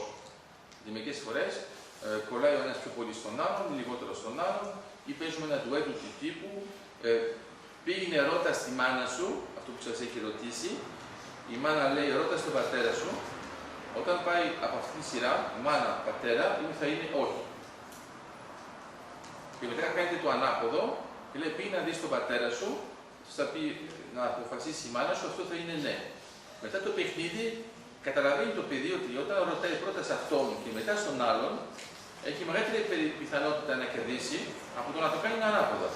Μετά ξαφνικά λένε οι γονείς, πάνε σε σένα ρωτάει πρώτο. Εντάξει, δηλαδή μιλάμε διάνοιες. Λοιπόν, ενώ το καταλαβαίνει το παιδί ότι παίζουν έτσι, ντουέτο. Λοιπόν, το παιδί λοιπόν όταν είναι μόνο του, να θυμάστε ότι χρησιμοποιεί πολύ συχνά το θεώρημα της μύγας. Αλλά το θεώρημα της μύγας είναι πολύ απλό, θα δείτε, θα το πιάσετε αμέσως. Είναι ότι έχετε 2 βάρη πάνω σε μια ζυγαριά και εκεί που κάθεται η μύγα κερδίζει το βάρος. Το μόνο πράγμα που δεν πρέπει να κάνει η μύγα είναι να θεωρήσει ότι είναι βάρος. Γιατί μόνο είναι βάρος, πάει μύγα. Άρα η μύγα είναι πολύ ισχυρή όσο πετάει. Δεν πρέπει να πετάει συνεχώς το ίδιο μέτρο. Κάθεται εδώ. Απ, κέρδισε. Μετά ξαναζητάει άλλο πράγμα η μύγα. Λοιπόν, τώρα αν κοιτάξετε διαχρονικά τα 2 βάρη, θα βάλετε 2 βάρη, έτσι. Κοιτάξτε διαχρονικά και βλέπετε πώς πάει η μύγα. Θα δείτε ότι υπάρχει ένα φαινόμενο που θα έχει ένα πρόβλημα με το μικρός μεγάλος. Είναι ότι ο μικρός κερδίζει πάντα και οι μεγάλοι κάτι χάνουν. Το πιο ωραίο είναι ότι αυτοί πιστεύουν ότι παίζουν συμμαχία. Εντάξει, δηλαδή είναι μεγάλοι. Ξεκάθαρα τα πράγματα, χωρίς καμία συζήτηση. Εντάξει. Βέβαια, όλα συζητούν μεταξύ τους. Έκανες καλά που του είπες αυτό? Ναι, μωρέ, καλά έκανα. Είσαι σίγουρος? Ο άλλος βέβαια είναι υποχρεωμένος να πει ναι, αλλά την επόμενη φορά που θα ξανασυμβεί, θα έχει αυτό το ερώτημα που του ξαναέρχεται σαν καρφί από πίσω. Είσαι σίγουρος και τώρα? Πριν γίνει. Άρα αλλάζει η άποψη. Μετά έρχεται ξανά. Γιατί άλλαξες άποψη? Λες, μα την άλλη φορά, ποια άλλη φορά? Πάει, το ξέχασα. Δεν είχαμε πότε συμφωνήσαμε? Και εδώ καταλαβαίνεις ότι έχει καταρρεύσει η συμμαχία και βέβαια έχει κερδίσει το μικρό που έχει καταλάβει τι έχει γίνει. Άρα, είναι ένα ωραίο παράδειγμα, θυμάστε το είχαμε πει. Ήταν 2 γονείς που προσπαθούσαν να επικοινωνήσουν μεταξύ τους, χωρίς να το καταλαβαίνει το παιδάκι, και έλεγαν μόνο τα γράμματα από τις λέξεις. Εντάξει. Και τελικά σε κάποια φάση λένε πού θα πάμε εστιατόριο και το παιδάκι, επειδή είναι αμερικάνικο, απαντάει McDonald's με τα γράμματα. Αλλά αυτό το κάνει μετά από 6 μήνες. Άρα εδώ και 6 μήνες οι γονείς έλεγαν μυστικά πράγματα μεταξύ τους μόνο με τα γράμματα, δεν του είχαν εξηγήσει τον κανόνα, το παιδί το κατάλαβε, κατάλαβε ότι λένε κάτι που δεν θα πρέπει να ακούει, αλλά δεν του είπε ότι το κατάλαβε. Και αυτό ήταν για 6 μήνες. Δεν είναι να σας πω ότι μετά σκεφτόταν τι είχαν πει στους 6 μήνες που δεν έπρεπε να είχε υποθεί μπροστά στο παιδί. Τέλος πάντων, μπορείτε να φανταστείτε τον κατάλογο. Αλλά αυτό που έχει σημασία είναι να φαντάζεστε πάντα το εξής. Ο παίκτης με τον οποίο παίζετε δεν είναι τόσο βλάκας όσο νομίζετε.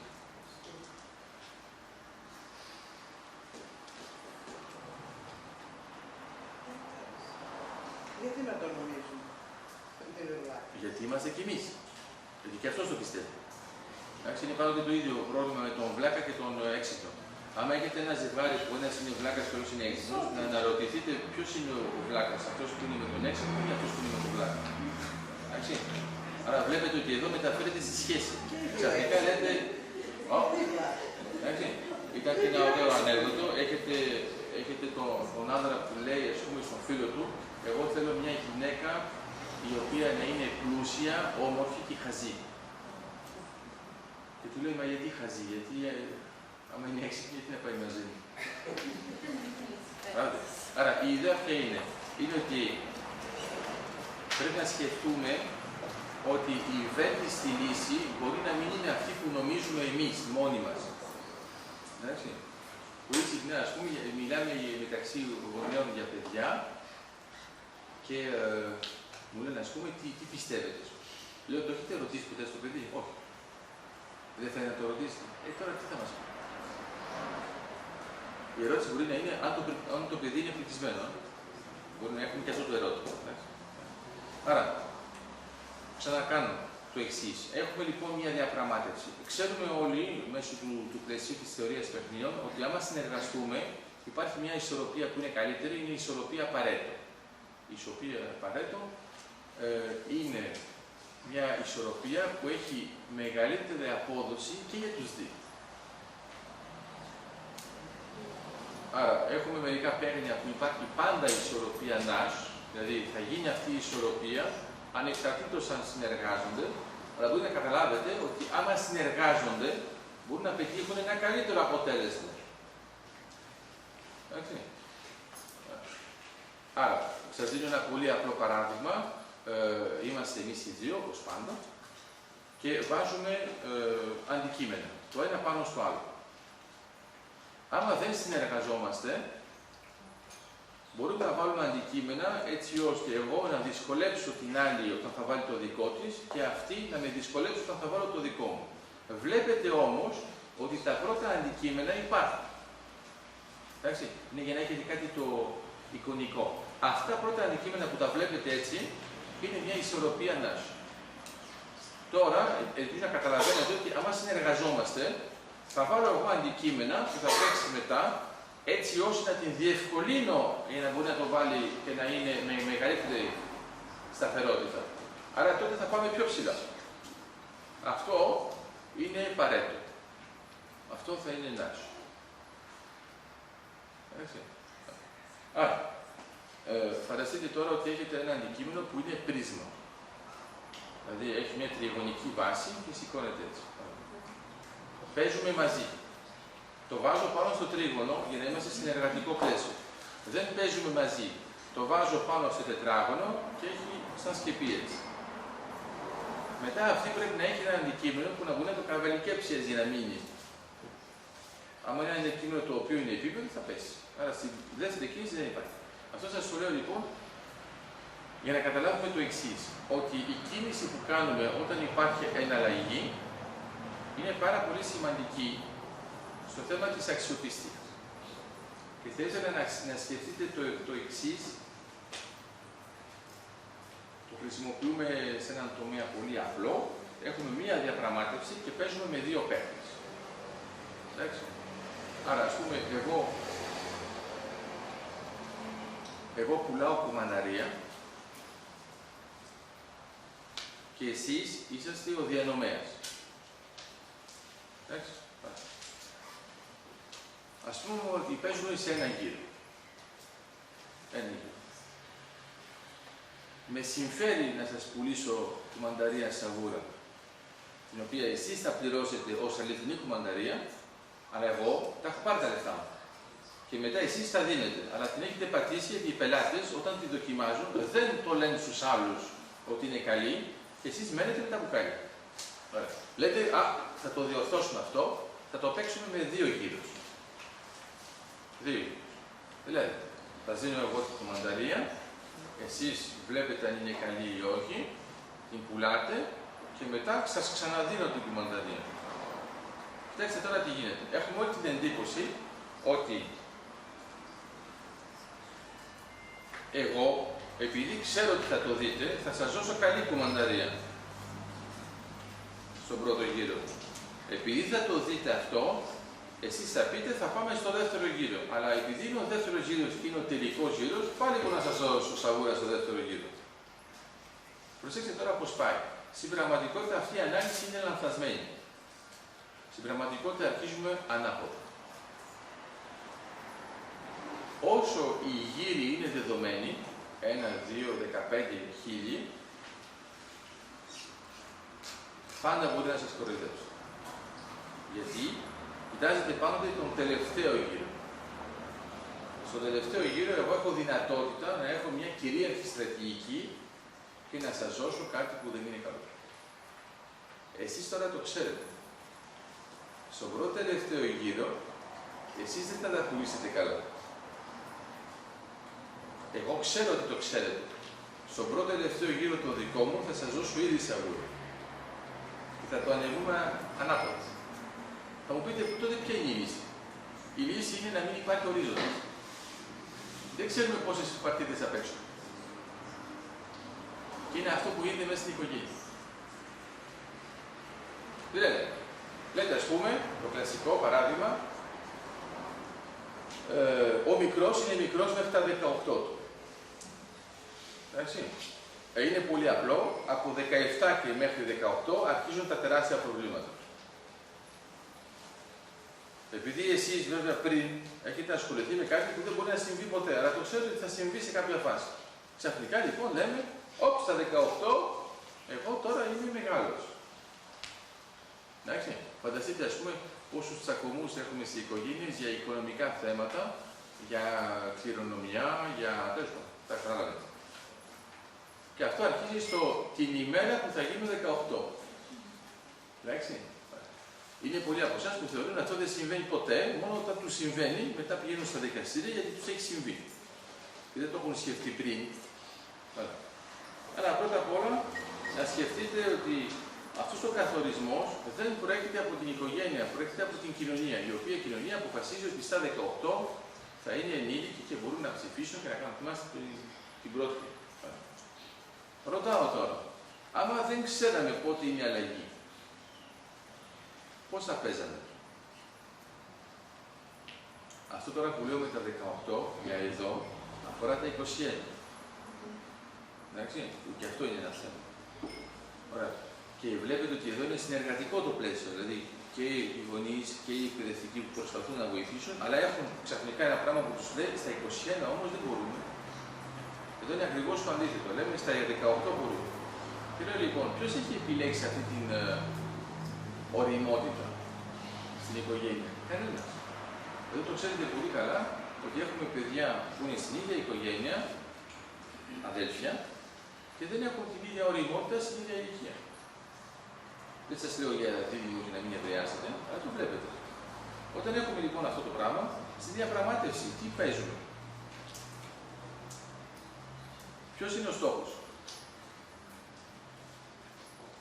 Άρα εδώ είναι το θεαματικό που γίνεται πολύ συχνά. Είναι ότι ο στόχος είναι να είναι καλά το παιδί. Άρα για να είναι καλά το παιδί, μέχρι τα 18 του, τους απίζουμε τη ζωή μέχρι τα 18. Αλλά είναι για το καλό του. Εντάξει, όχι για το κακό, είναι για το καλό του. Άρα δεν κάνεις αυτό και αυτό. Και μου θυμίζει, αν θέλετε, το Φωτόπουλο που έλεγε ακριβώς το αντίθετο. Θα κάνεις αυτό και αυτό και μετά θα κάθεσαι. Τι θυμάστε, είναι ακριβώς αυτό. Λέτε λοιπόν στο μικρό παιδί, θα κάνεις αυτό και όταν το κάνεις θα κάνεις το άλλο και μετά θα κάνεις ό,τι θες. Εκτός αν έχει βρει τρόπο να διπλασιάσει την ημέρα, έχει ένα θέμα. Είναι ότι έχετε την κάρτα την ημέρα. Δηλαδή, ας πούμε, του λέτε, θα πας στο σχολείο, μετά θα πας στο φροντιστήριο, μετά θα κάνεις αυτό, μετά θα φας, μετά θα πλύνεις τα δόντια σου, μετά θα δεις τηλεόραση αλλά για λίγο και μετά θα κοιμηθείς. Αλλά θα κάνεις ό,τι θες. Φανταζόμαστε λοιπόν μέσα στο κρεβάτι. Δεν έχει άλλο. Άρα, θα σας υπενθυμίζω απλώς ότι ο Τέσλα ήταν μια ιδιαίτερη περίπτωση, όταν ήταν πολύ μικρός, του απαγόρευαν να διαβάζει. Ευχαριστώ πολύ. Και ο Τέσλα, αν θυμάστε καλά, είναι αυτός που έχει το παγκόσμιο ρεκόρ με τις πατέντες. 900 πατέντες. Το πρώτο πράγμα που έμαθε ο Τέσλα, χάρη στους γονείς του, είναι πώς να βουλώνει την κλειδαριά με κερί. Εντάξει. Να βουλώνει το κάτω μέρος της πόρτας και την κλειδαριά και αυτοί να νομίζουν ότι κοιμάται και αυτός να διαβάζει. Αυτό το γράφει στην αυτοβιογραφία του. Δηλαδή, ας πούμε, άμα δεν μου το είχαν απαγορεύσει, εγώ δεν θα είχα φτιάξει ποτέ κερί για να βουλώνει την κλειδαριά. Γιατί έπρεπε, προσέξτε, να την βουλώσετε, μετά να βγαίνει και γρήγορα, άμα υπάρχει κάποια έρευνα. Άρα, θέλω να πω, μερικές φορές μπορεί και η απαγόρευση να έχει ένα θετικό χαρακτήρα, τον οποίο βέβαια δεν προβλέπουμε εκείνη τη στιγμή. Ενώ το χαλαρό μπορεί να μην έχει καθόλου. Άρα γιατί? Είναι για ένα πολύ απλό λόγο. Το εμπόδιο παράγει μία πρόκληση. Είναι ένα άλλο πολύ ωραίο παράδειγμα. Ο Πάκο Ντι Λουθία είχε έναν καθηγητή που ήταν πολύ καλός στο πιάνο. Αλλά ο Πάκο Ντι Λουθία ήθελε να μάθει κιθάρα. Ο καθηγητής δεν ήθελε να του πει ότι η κιθάρα δεν του αρέσει, αλλά τι έκανε? Του έβαζε ασκήσεις πολύ δύσκολες που παίζονταν στο πιάνο εύκολα, αλλά σχεδόν καθόλου στην κιθάρα. Ο Πάκο Ντι Λουθία έγινε βιρτουόζος κιθάρας. Βέβαια, ποιο είναι το πρόβλημα? Είναι ότι για έναν Πάκο Ντι Λουθία έχετε εξοντώσει καμιά χιλιετία. Χιλιάδες. Γιατί αυτό? Γιατί είναι πολλά παιδιά που δεν το αντέχουν αυτό, να τους βάζετε μια πιο δύσκολη και ανεβαίνουν κάθε φορά το επίπεδο. Άρα υπάρχει μια εξισορρόπηση και αυτό έχει σχέση και με τους στόχους. Εγώ λέω τι θέλω. Όταν υπάρχει λοιπόν στόχος, πρέπει να ξέρουμε ακριβώς τι είναι αυτός ο στόχος. Δηλαδή, ο στόχος τώρα της είναι να πιω νερό. Άμα δεν πιω νερό σε όλη τη διάλυση, θα είναι προσβλητικό. Καθόλου, θα το αφήσω εδώ. Μόνο μη λερώσει το λάστομα. Σπάτομα να μη λερώσει. Άρα, η ιδέα είναι ότι υπάρχει μια προσφορά, τη δέχομαι ή δεν τη δέχομαι. Αλλά υπάρχει ένας στόχος που δεν έχει εκφραστεί επίσημα, αλλά το αντικείμενο έχει έρθει πιο κοντά. Η απόσταση από το αρχικό αντικείμενο δεν είναι τόσο μεγάλη, μπορούσα να σηκωθώ. Αλλά τώρα έχει έρθει εδώ. Πρώτο ερώτημα. Αυτό εδώ είναι οδηγία, εντολή, διαταγή, επιβολή ή απλώς ελπίδα. Και ένδειξη χαρακτήρου. Και ένδειξη. Αυτό είναι. Όχι, αγάπη μου, κοιτά, ένδειξη δεν ήταν εδώ. Η επιβολή του τύπου γιαγιά είναι εδώ. Η γιαγιά είναι πολύ απλή για μένα, ήταν όταν τρώγαμε μακαρόνια, ναι μακαρόνια βασιλική, άρα τρώσει μια φορά μακαρόνια, δεύτερη σου ξαναβάζει, τρίτη σου ξαναβάζει, λες δεν μπορώ άλλο, σου λέει δεν σ' άρεσε. Εντάξει, δηλαδή είναι εξασφαλισμένη η ήττα. Μόλις κάθεσαι θα φας, είναι την ήττα θα τη φας, στο πρώτο γεύμα, στο δεύτερο, στο τρίτο. Άρα, εντάξει ρε γιαγιά, το ξέρω. Άρα, μετά εφόσον το ξέρετε, μετά το λέτε πριν δεν μπορώ άλλο, δηλαδή την ήττα θα δεν την έχετε εγκαταλείψει, αλλά τουλάχιστον έχετε φάει λιγότερο. Άρα, ξαναλέω, το θέμα είναι ότι μερικές φορές στον στόχο δεν καταλαβαίνουμε ποιος είναι ο στόχος. Πρώτον, εμείς οι ίδιοι. Δεύτερον, αν ο στόχος είναι εφικτός ή αν είναι εντελώς αδιανόητος. Τρίτον, η αξιολόγηση της επιτυχίας του στόχου. Δηλαδή, ας πούμε, ο στόχος είναι να πιω νερό. Τώρα 2 φορές το πίστεψε γιατί το ακούμπησα. Άρα θέλω να μου βάλεις αξιολόγηση. Θα πάρεις λοιπόν ένα χαρτί και θα βάλεις. Ο μικρός Νίκος ακούμπησε 2 φορές το ποτήρι. Δεν το ήπια. Άρα δεν έχει τσίκι. Ωραία. Μπορεί όμως να βάλει, δεν ήπια νερό, τσίκι. Ρωτάω, τι προτιμάτε? Το πρώτο. Παράδειγμα, γιατί το πρώτο, όταν θα το ξαναπροσπαθήσουμε, θα πούμε, ας πούμε, 3 φορές το έκανε. Α, τώρα το σήκωσε. Μπορεί και να το σκέφτηκε. Όχι. Ρωτάω τώρα, πόσες φορές όταν βάζουμε έναν στόχο ως γονείς στο παιδί, πρώτον, του το λέμε. Δεύτερον, όταν του το λέμε, μήπως το βάζουμε λίγο πιο πάνω από το πύχη, γιατί άμα το κάνει εύκολα, δεν ήταν ακριβώς στόχος.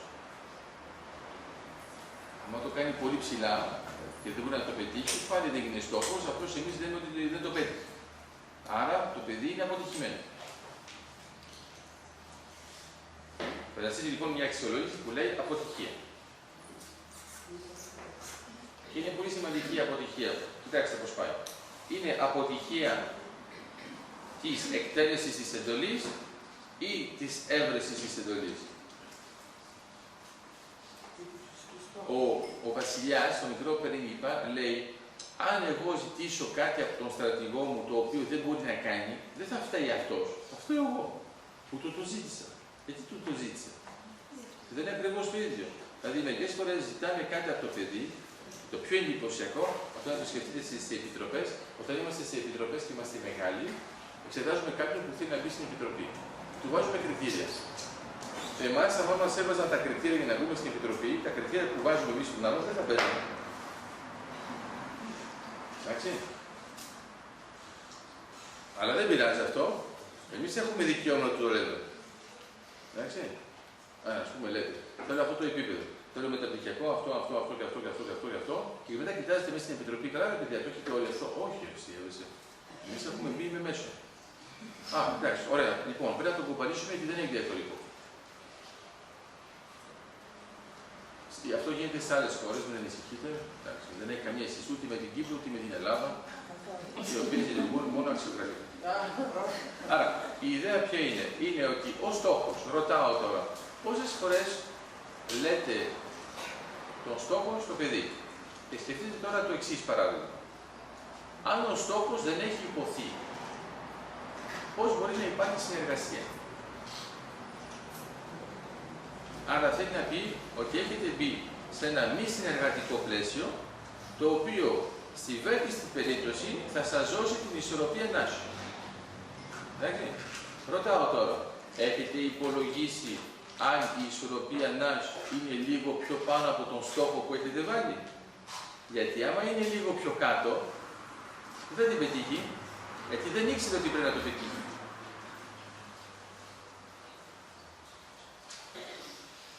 Το ξανακάνω. Έχετε ένα παιδί, θέλετε να το βάλετε να διαβάσει. Ας πούμε, διαβάζει λίγο. Αλλά διαβάζει. Θέλετε να διαβάσει ένα συγκεκριμένο βιβλίο. Για λόγους χ. Τι κάνετε? Βάζετε το βιβλίο. Βάζετε το βιβλίο, μόνο ένα βιβλίο μες στο δωμάτιο. Βάζετε, ας πούμε, 2 βιβλία και του λέτε διάβασε όποιο θες. Και εκεί πέρα ποντάρεις ότι θα διαβάσει αυτό που θες. Και του λέτε αύριο έχουμε ανάγνωση και φέρει το βιβλίο σου. Πώς? Και του λέτε αύριο έχουμε ανάγνωση και φέρει ένα βιβλίο δικό σου. Ναι, αλλά το θέμα είναι ότι άμα έχει 2, πώς είμαστε σίγουροι θα διαβάσει το δικό μας? Του ζητάτε να φέρει το δικό μου βιβλίο. Το άλλο θα είναι χειρότερο. Α, αυτός είναι ένας ύπουλος δάσκαλος, βάζει ένα βιβλίο που είναι χειρότερο, ας πούμε βάζει ένα βιβλίο με μαθηματικά και σε σίγουρο θα πάει το άλλο. Το άλλο είναι μία αναγνώσιμο. Ωραία. Το θέμα είναι ότι, άρα το κορόιδεψες. Έκανα αυτό που ήθελα, πέτυχα το στόχο μου. Ναι, εγώ το ξαναλέω. Το κορόιδεψες ή δεν το κορόιδεψες? Ναι. Α, τώρα όσο αφορά την ηθική, είσαι χαρούμενη? Για το παιδί που κατάφερε να διαβάσει, ναι. Ναι, αλλά θα μπορούσε να έχει καταφέρει να διαβάσει, λέγοντας ότι ξέρεις ο στόχος είναι να διαβάζεις ένα βιβλίο. Μας έβαλε σε επιλογή να διαλέξει. Ναι, γι' αυτό εγώ είμαι ύπουλος, είμαι υπηρέτος από εσάς. Λοιπόν, ξαναλέω. Λοιπόν, βλέπετε τη διαφορά. Ας πούμε ότι είμαστε εμείς οι δύο και εγώ κάνω δώρο στον εαυτό μου αυτό και εσύ κάνεις δώρο στον εαυτό σου το ανάλογο. Και μετά κάνουμε κάτι το άλλο. Εγώ τώρα σου κάνω δώρο αυτό που είχες πάρει για σένα και εσύ μου κάνεις δώρο αυτό που είχα πάρει εγώ για μένα. Αυτό όταν μας βλέπουν οι άλλοι δεν το βλέπουν τη διαφορά. Συμφωνούμε? Το πιάσαμε όλοι. Δεν παρακολουθούμε γι' αυτό. Συζητάμε μεταξύ μας και δεν παρακολουθούμε. Λοιπόν, ξανά. Αγοράζω μόνος μου ως εγωιστής αυτό το αντικείμενο. Εδώ έχω μια άλλη εγωίστρια που αγοράζει ένα αντικείμενο για τον εαυτό της. Αυτό το αντικείμενο είναι αυτό που θέλω εγώ. Αυτό είναι αυτό που θέλει αυτή ή αυτή. Τώρα, κάνουμε άλλο πλαίσιο, εγώ έχω αγοράσει σε αυτήν αυτό και αυτή μου έχει αγοράσει αυτό. Είμαστε εντάξει? Τώρα εσείς, σαν εξωτερικοί παράγοντες, είναι ακριβώς το ίδιο. Το πρώτο τώρα ρωτάω. Πόσο χαρούμενος είμαι που έχω αγοράσει το αντικείμενο που ήθελα. Στη δεύτερη περίπτωση, πόσο χαρούμενος είμαι που μου έχουν αγοράσει το αντικείμενο που ήθελα. Δεν είσαστε χαρούμενος που σας έχουν αγοράσει. Πώς? Το ερώτημα ποιο είναι? Αυτό είναι το ερώτημα. Αυτό που εξαρτάται από τον τύπο που είναι ο καθένας. Όχι, δεν έχει εξαρτάται. Εδώ είναι ακαδημαϊκό παράδειγμα. Τα έχω δώσει όλα. Δεν έχει εξαρτάται. Αν είσαι εγωιστής, θα πας στο πρώτο. Μα είναι το ίδιο δώρο. Αγάπη μου, είναι το ίδιο δώρο. Είναι το ίδιο δώρο. Όχι εντάξει. Δεν έχω βάλει μια περίπτωση που επιλέγουμε δύο δώρα. Εξαρτάται πόσο συνεργατικός είναι το άτομο. Μα δεν έχει καμία συνεργασία. Δεν έχει γίνει καμία συνεργασία. Καμία Το συνεργασία. δεύτερο έχει να κάνει με συναναστροφή. Το πρώτο έχει να κάνει με ο εαυτός του και η ίδια. Δεν έχει καμία σχέση με την συνεργασία. Δεν κάνω συνεργασία. Σου έκανε ο φίλος, ο διπλανός σου δώρο αυτό που ήθελε. Ναι, αλλά εγώ δεν το ζήτησα. Ναι, αλλά υπήρχε συναίσθημα. Όχι, δεν μας ενδιαφέρει αυτό. Αυτό μπορεί να έχει γίνει χωρίς κανένα λόγο. Το ερώτημα είναι σε ποια περίπτωση είμαι πιο χαρούμενος. Στη δεύτερη. Ναι, ωραία. Αλλά προσέξτε τώρα. Και στις δύο. Χαρούμενος. Το παίκτης. Ναι, λέμε σε ποια είσαι πιο. Το πιο είναι το συγκριτικό. Και όχι και στις δύο. Και στις δύο και βέβαια δεν είπα ότι είμαστε δυστυχισμένοι. Ξανάρχομαι λοιπόν στην κυρία Υπουργή. Εσύ σε μία περίπτωση το έχεις κοροϊδέψει και έχει κάνει το στόχο σου και στην άλλη έχει κάνει το στόχο χωρίς να τον κοροϊδέψει. Θα μπορούσες να μου πεις, δεν μας πειράζει, ο στόχος επιτεύχθη. Άρα δεν ξεχαρόμουν και στις δύο. Και ρωτάω τώρα, το θέμα είναι ότι ποια είναι η απόδοση από τον άλλον όταν δεν ξέρει τι πρέπει να κάνει. Δηλαδή, τον λένε, ας πούμε, θα πηδήξεις άλμα εις μήκους. Και εσύ, σαν στόχο, για το παιδάκι σου, λες, ελπίζω να πηδήξει 3 μέτρα. Δεν το λες όμως. Αυτό ξεσκίζεται και κάνει 2,80. Και δεν σε βλέπει χαρούμενο. Εντάξει, τώρα εσύ αλλάζεις και λες, εντάξει, τελικά θα είναι 2. Δεν είσαι χαρούμενο. Αυτός έχει κάνει ακριβώς 2,80. Είναι το βέλτιστό του. Δεν πάει πιο πέρα. Ρωτάω τώρα, ποιος έχει το πρόβλημα, το παιδί ή εσύ? Όχι, και το παιδί, προσέξτε, και το παιδί, γιατί το παιδί βλέπει ότι δεν είναι ακριβώς ευχαριστημένη. Αυτός όμως έχει κάνει τα δυνατά να φτάσει στα 2,80. Αλλά δεν του έχουν πει, για κάνε λίγο περισσότερο, μπορείς το 3. Αλλά εσύ δεν ξέρεις αν μπορεί το 3. Ρωτάω λοιπόν, πώς έχει γίνει αυτή η επιλογή? Αν μου πείτε ότι μπορεί να κάνει εύκολα τα 2,50 ας πούμε, θα κάνει και το 2,80 και έχετε βάλει 2 και έχει 2. Άρα δεν έχει πώς. Πρέπει να δώσεις κίνητρο αυτό. Όχι, αυτό είναι άλλο θέμα με το κίνητρο. Δεν μιλάμε καν για κίνητρο προς το παρόν. Εδώ κάνει ακριβώς το ίδιο πράγμα. Μόνο πώς. Επίτευξη στόχου, δεν λέμε. Όχι. Αυτός δεν ξέρει καν ποιος είναι ο στόχος. Ναι, αλλά ο δάσκαλος ξέρει. Ναι, αλλά αυτό είναι το πρόβλημά του. Είναι ότι θέλουμε τώρα να ξέρουμε πώς όχι γίνεται η επίτευξη του στόχου. Γιατί μετά τι γίνεται. Άμα είναι μόνο και μόνο, όπως το είπατε, ο στόχος, η επίτευξη του στόχου, είναι πάρα πολύ απλό. Ο δάσκαλος θα επιλέξει στόχους μάπα και θα έχει πάντοτε επίτευξη του στόχου. Τότε θα καταλάβουμε ότι σιγά σιγά το παιδί δεν θα εξελιχθεί. Γιατί θα έχει μια τάση να κάνει μια καμπύλη τέτοιου τύπου. Εντάξει. Και η οποία είναι λίγο πιο πάνω το ένα από το άλλο, αλλά είναι το πολύ αργό, γιατί εσύ λες, ας πούμε, ότι ο στόχος θα είναι συν 1 εκατοστό. Συν 1 εκατοστό, ενώ το παιδί, ας πούμε, παίρνει 10 εκατοστά κάθε χρόνο και 1 εκατοστό. Άρα, όταν είναι ακριβώς το ίδιο, δίνω ένα παράδειγμα.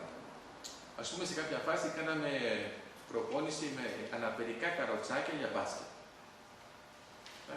Λοιπόν, ακόμα και να παίζετε πολύ καλό μπάσκετ, και είστε ακόμα και προπονητής, συνήθως παίζετε όρθιος. Αν ο στόχος σας είναι να βάλουν το καλάθι, πρέπει πρώτα να σκεφτείτε, όταν είσαι καθισμένος, πώς το στέλνεις το καλάθι. Δεν είναι ακριβώς η ίδια διαδικασία, γιατί κανονικά ξέρετε πολύ καλά ότι πηδάμε λίγο, είναι με το καρπό, το σπάσιμο κτλ. Εδώ όταν είσαι καθυλωμένος, δεν πάει ακριβώς με τον ίδιο τρόπο. Άρα, μάλιστα μου είχε πει ο coach ότι υπήρχε ένας αθλητής στο μπάσκετ, ο οποίος έβαζε τα καλάθια έτσι. Αυτό είναι εκνευριστικό, ας πούμε. Εντάξει. Φαντάζεσαι. Δηλαδή είναι στο φάουλ και τα βάζει έτσι. Από κάτω. Που αυτό λέτε εντάξει, θα το κάνει οποιοδήποτε κόπανος που δεν ξέρει μπάσκετ, θα κάνει έτσι. Θα κάνει. Λοιπόν, αυτός το είπα δεν έκανε. Λοιπόν, λέω, ρωτάω τώρα,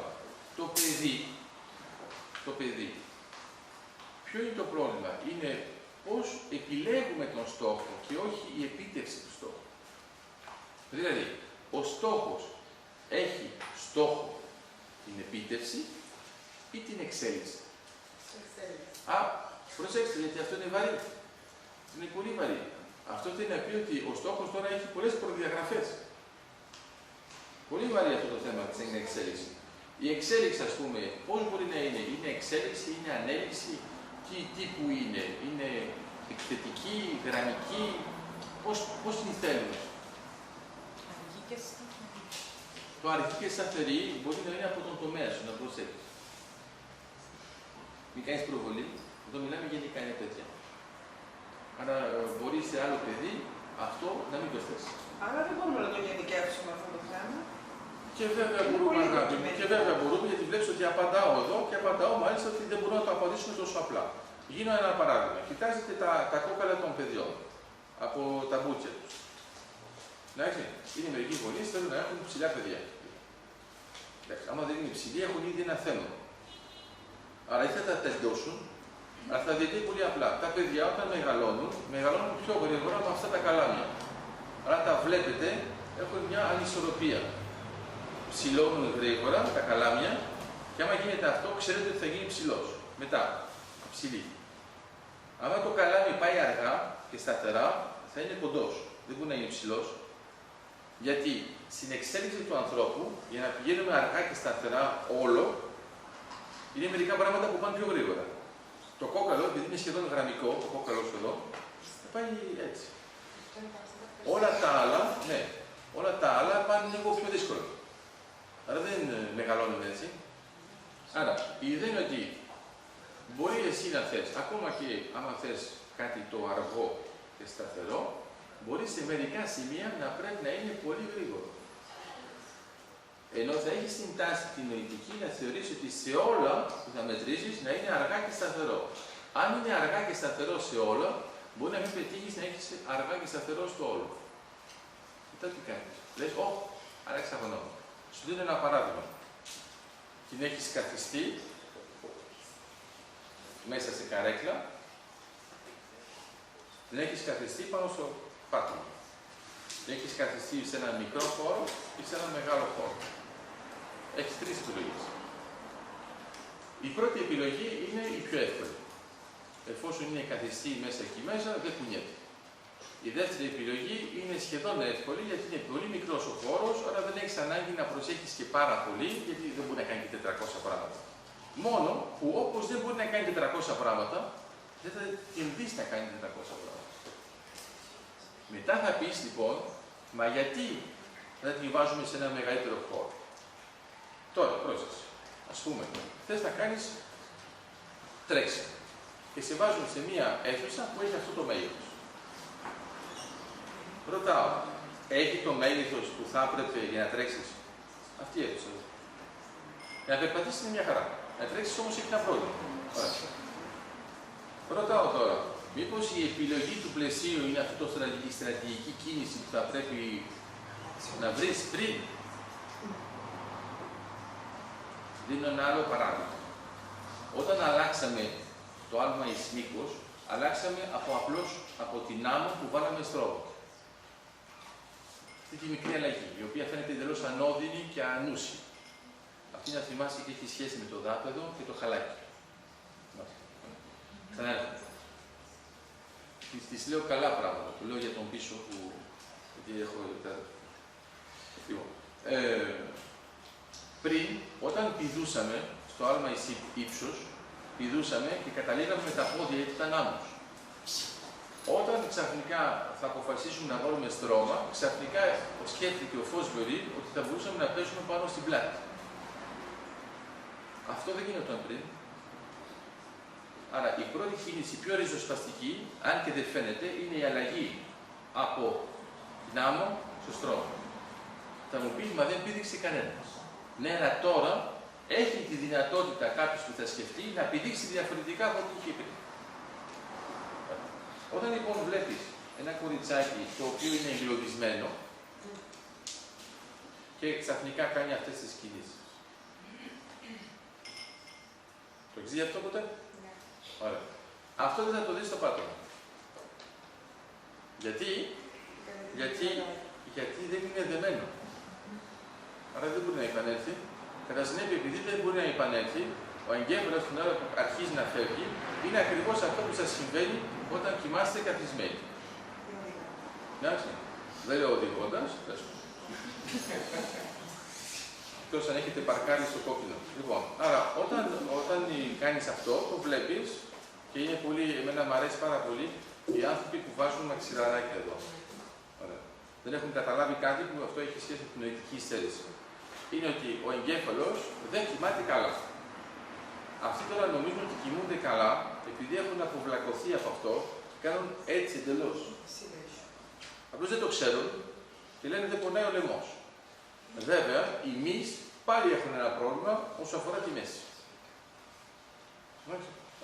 Λοιπόν, τώρα, άμα βάλουμε έναν μικρό χώρο, ο οποίος να είναι επίπεδος, αμέσως εμφανίζεται κάτι το πολύ απλό, που τώρα άμα σας βάλω να καθίσετε, τώρα είσαστε όλοι κάθεστε όπως να το βλέπετε. Εδώ η κυρία έχει εδώ, αυτή εδώ έχει αυτό, εδώ η δικιά μου κάνει ό,τι μπορεί να πει ότι είναι κανονικός αυτός ο άνθρωπος, μετά όλοι οι άλλοι πάνω κάτω χρησιμοποιούν την πολυθρόνα, άλλοι όλοι. Αυτοί που χρησιμοποιούν την πολυθρόνα και είναι λίγο πιο ψηλά από την πολυθρόνα, ξέρετε, έχουν κλειστρά και κάθονται μετά. Τώρα, άμα σας βγάλω όλες τις καρέκλες, αυτό θα μπορεί να ήταν η επόμενη διάλεξη, θα σας βγάλω όλες τις καρέκλες, θα δείτε ξαφνικά ότι όταν θα βάλετε τον ποπό σας, όλοι θα έχετε μια σπονδυλική στήλη που θα είναι ευθεία. Ενώ δεν έχεις πια τίποτα.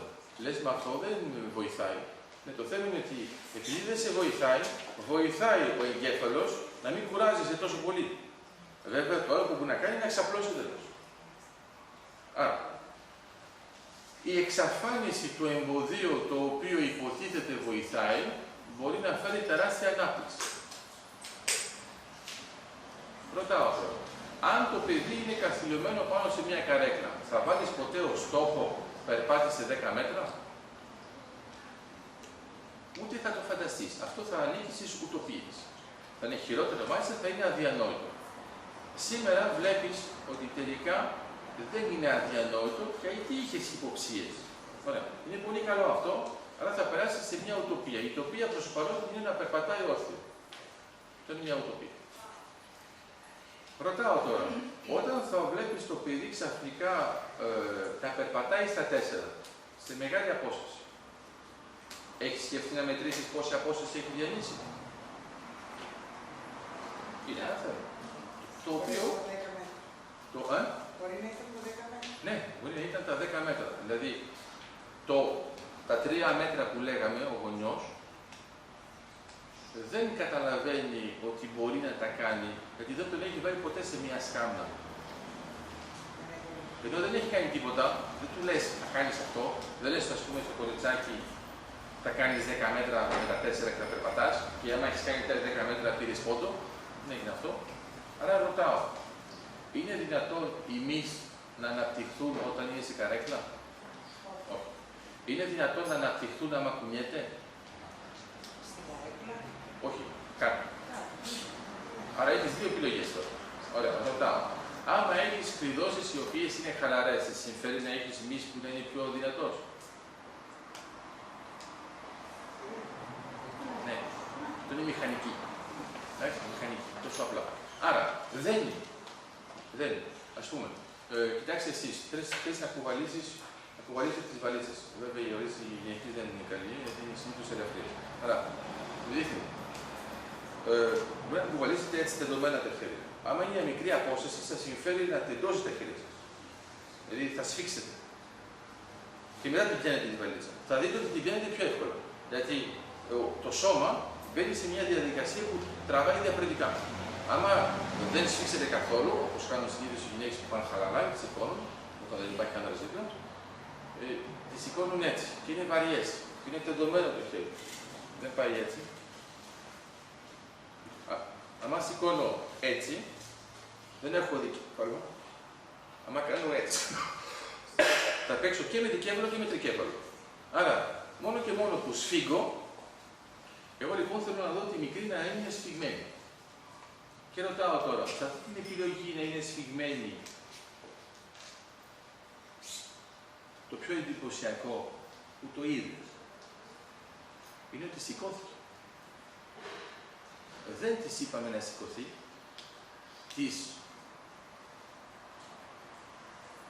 εντάξει, δηλαδή αυτό που της ενδιαφέρει, της είπαμε είναι εδώ. Εντάξει, δεν την κοροϊδέψαμε, πολύ σημαντικό αυτό, δεν την κοροϊδέψαμε, δεν είναι ότι το βάλαμε εκεί πέρα και μετά το ξεχάσαμε, όχι. Της είπαμε ότι απλώς είναι δικό σου, αλλά είναι εδώ.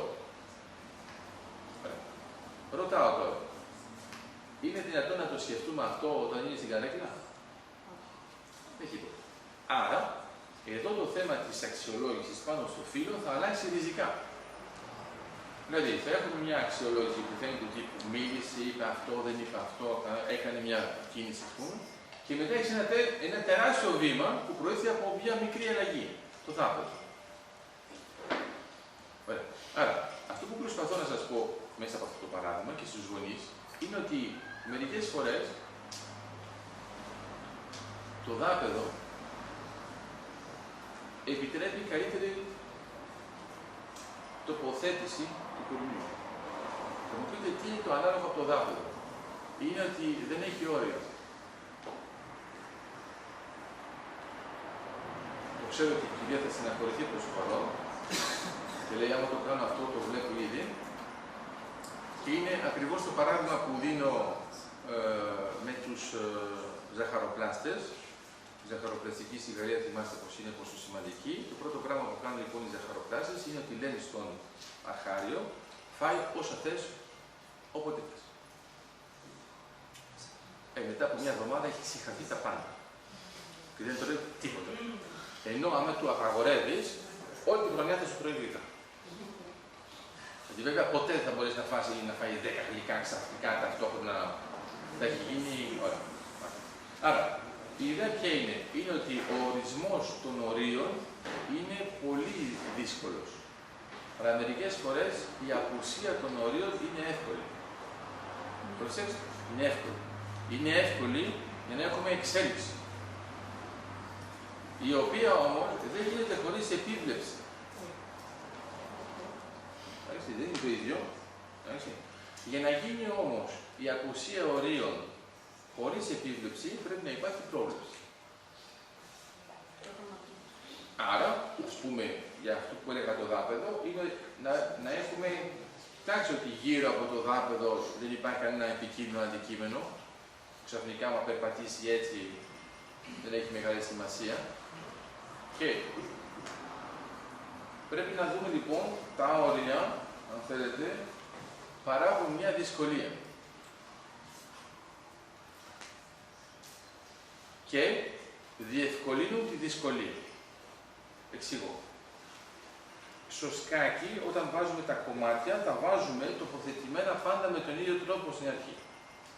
Εντάξει.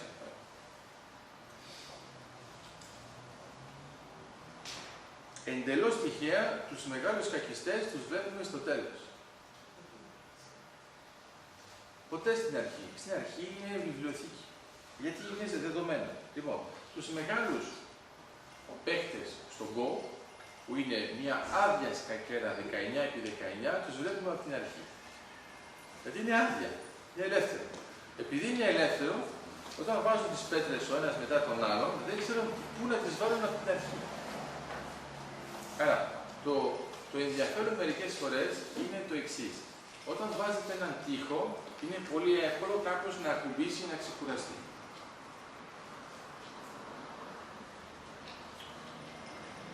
Επειδή υπάρχει τείχος, άμα είστε στο μηχανικό, το πιο εύκολο είναι να χτυπήσετε το κάτω μέρος και το τρώτε. Μέχρι να πέσει. Τώρα, βάζετε έναν τοίχο και έχετε και μια πόρτα η οποία ανοίγει όποτε θέλετε.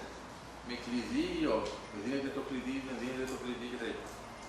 Και ρωτάω τώρα, άμα δεν υπάρχει τοίχο, ας πούμε, να το σκεφτείτε ανάποδα. Πώς μπορεί κάποιος να είναι αντιδραστικός όταν δεν υπάρχει δράση?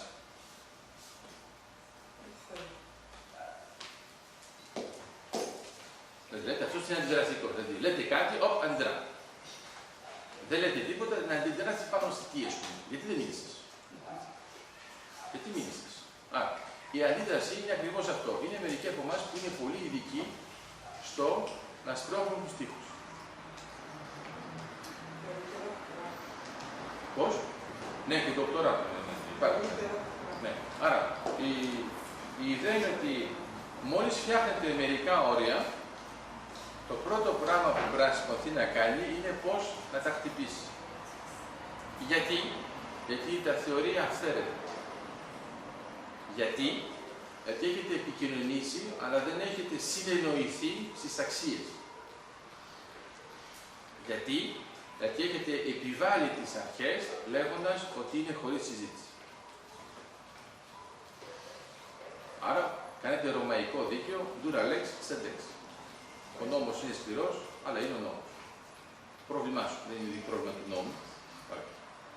Το ωραίο λοιπόν σε αυτή τη διαπραγμάτευση είναι αν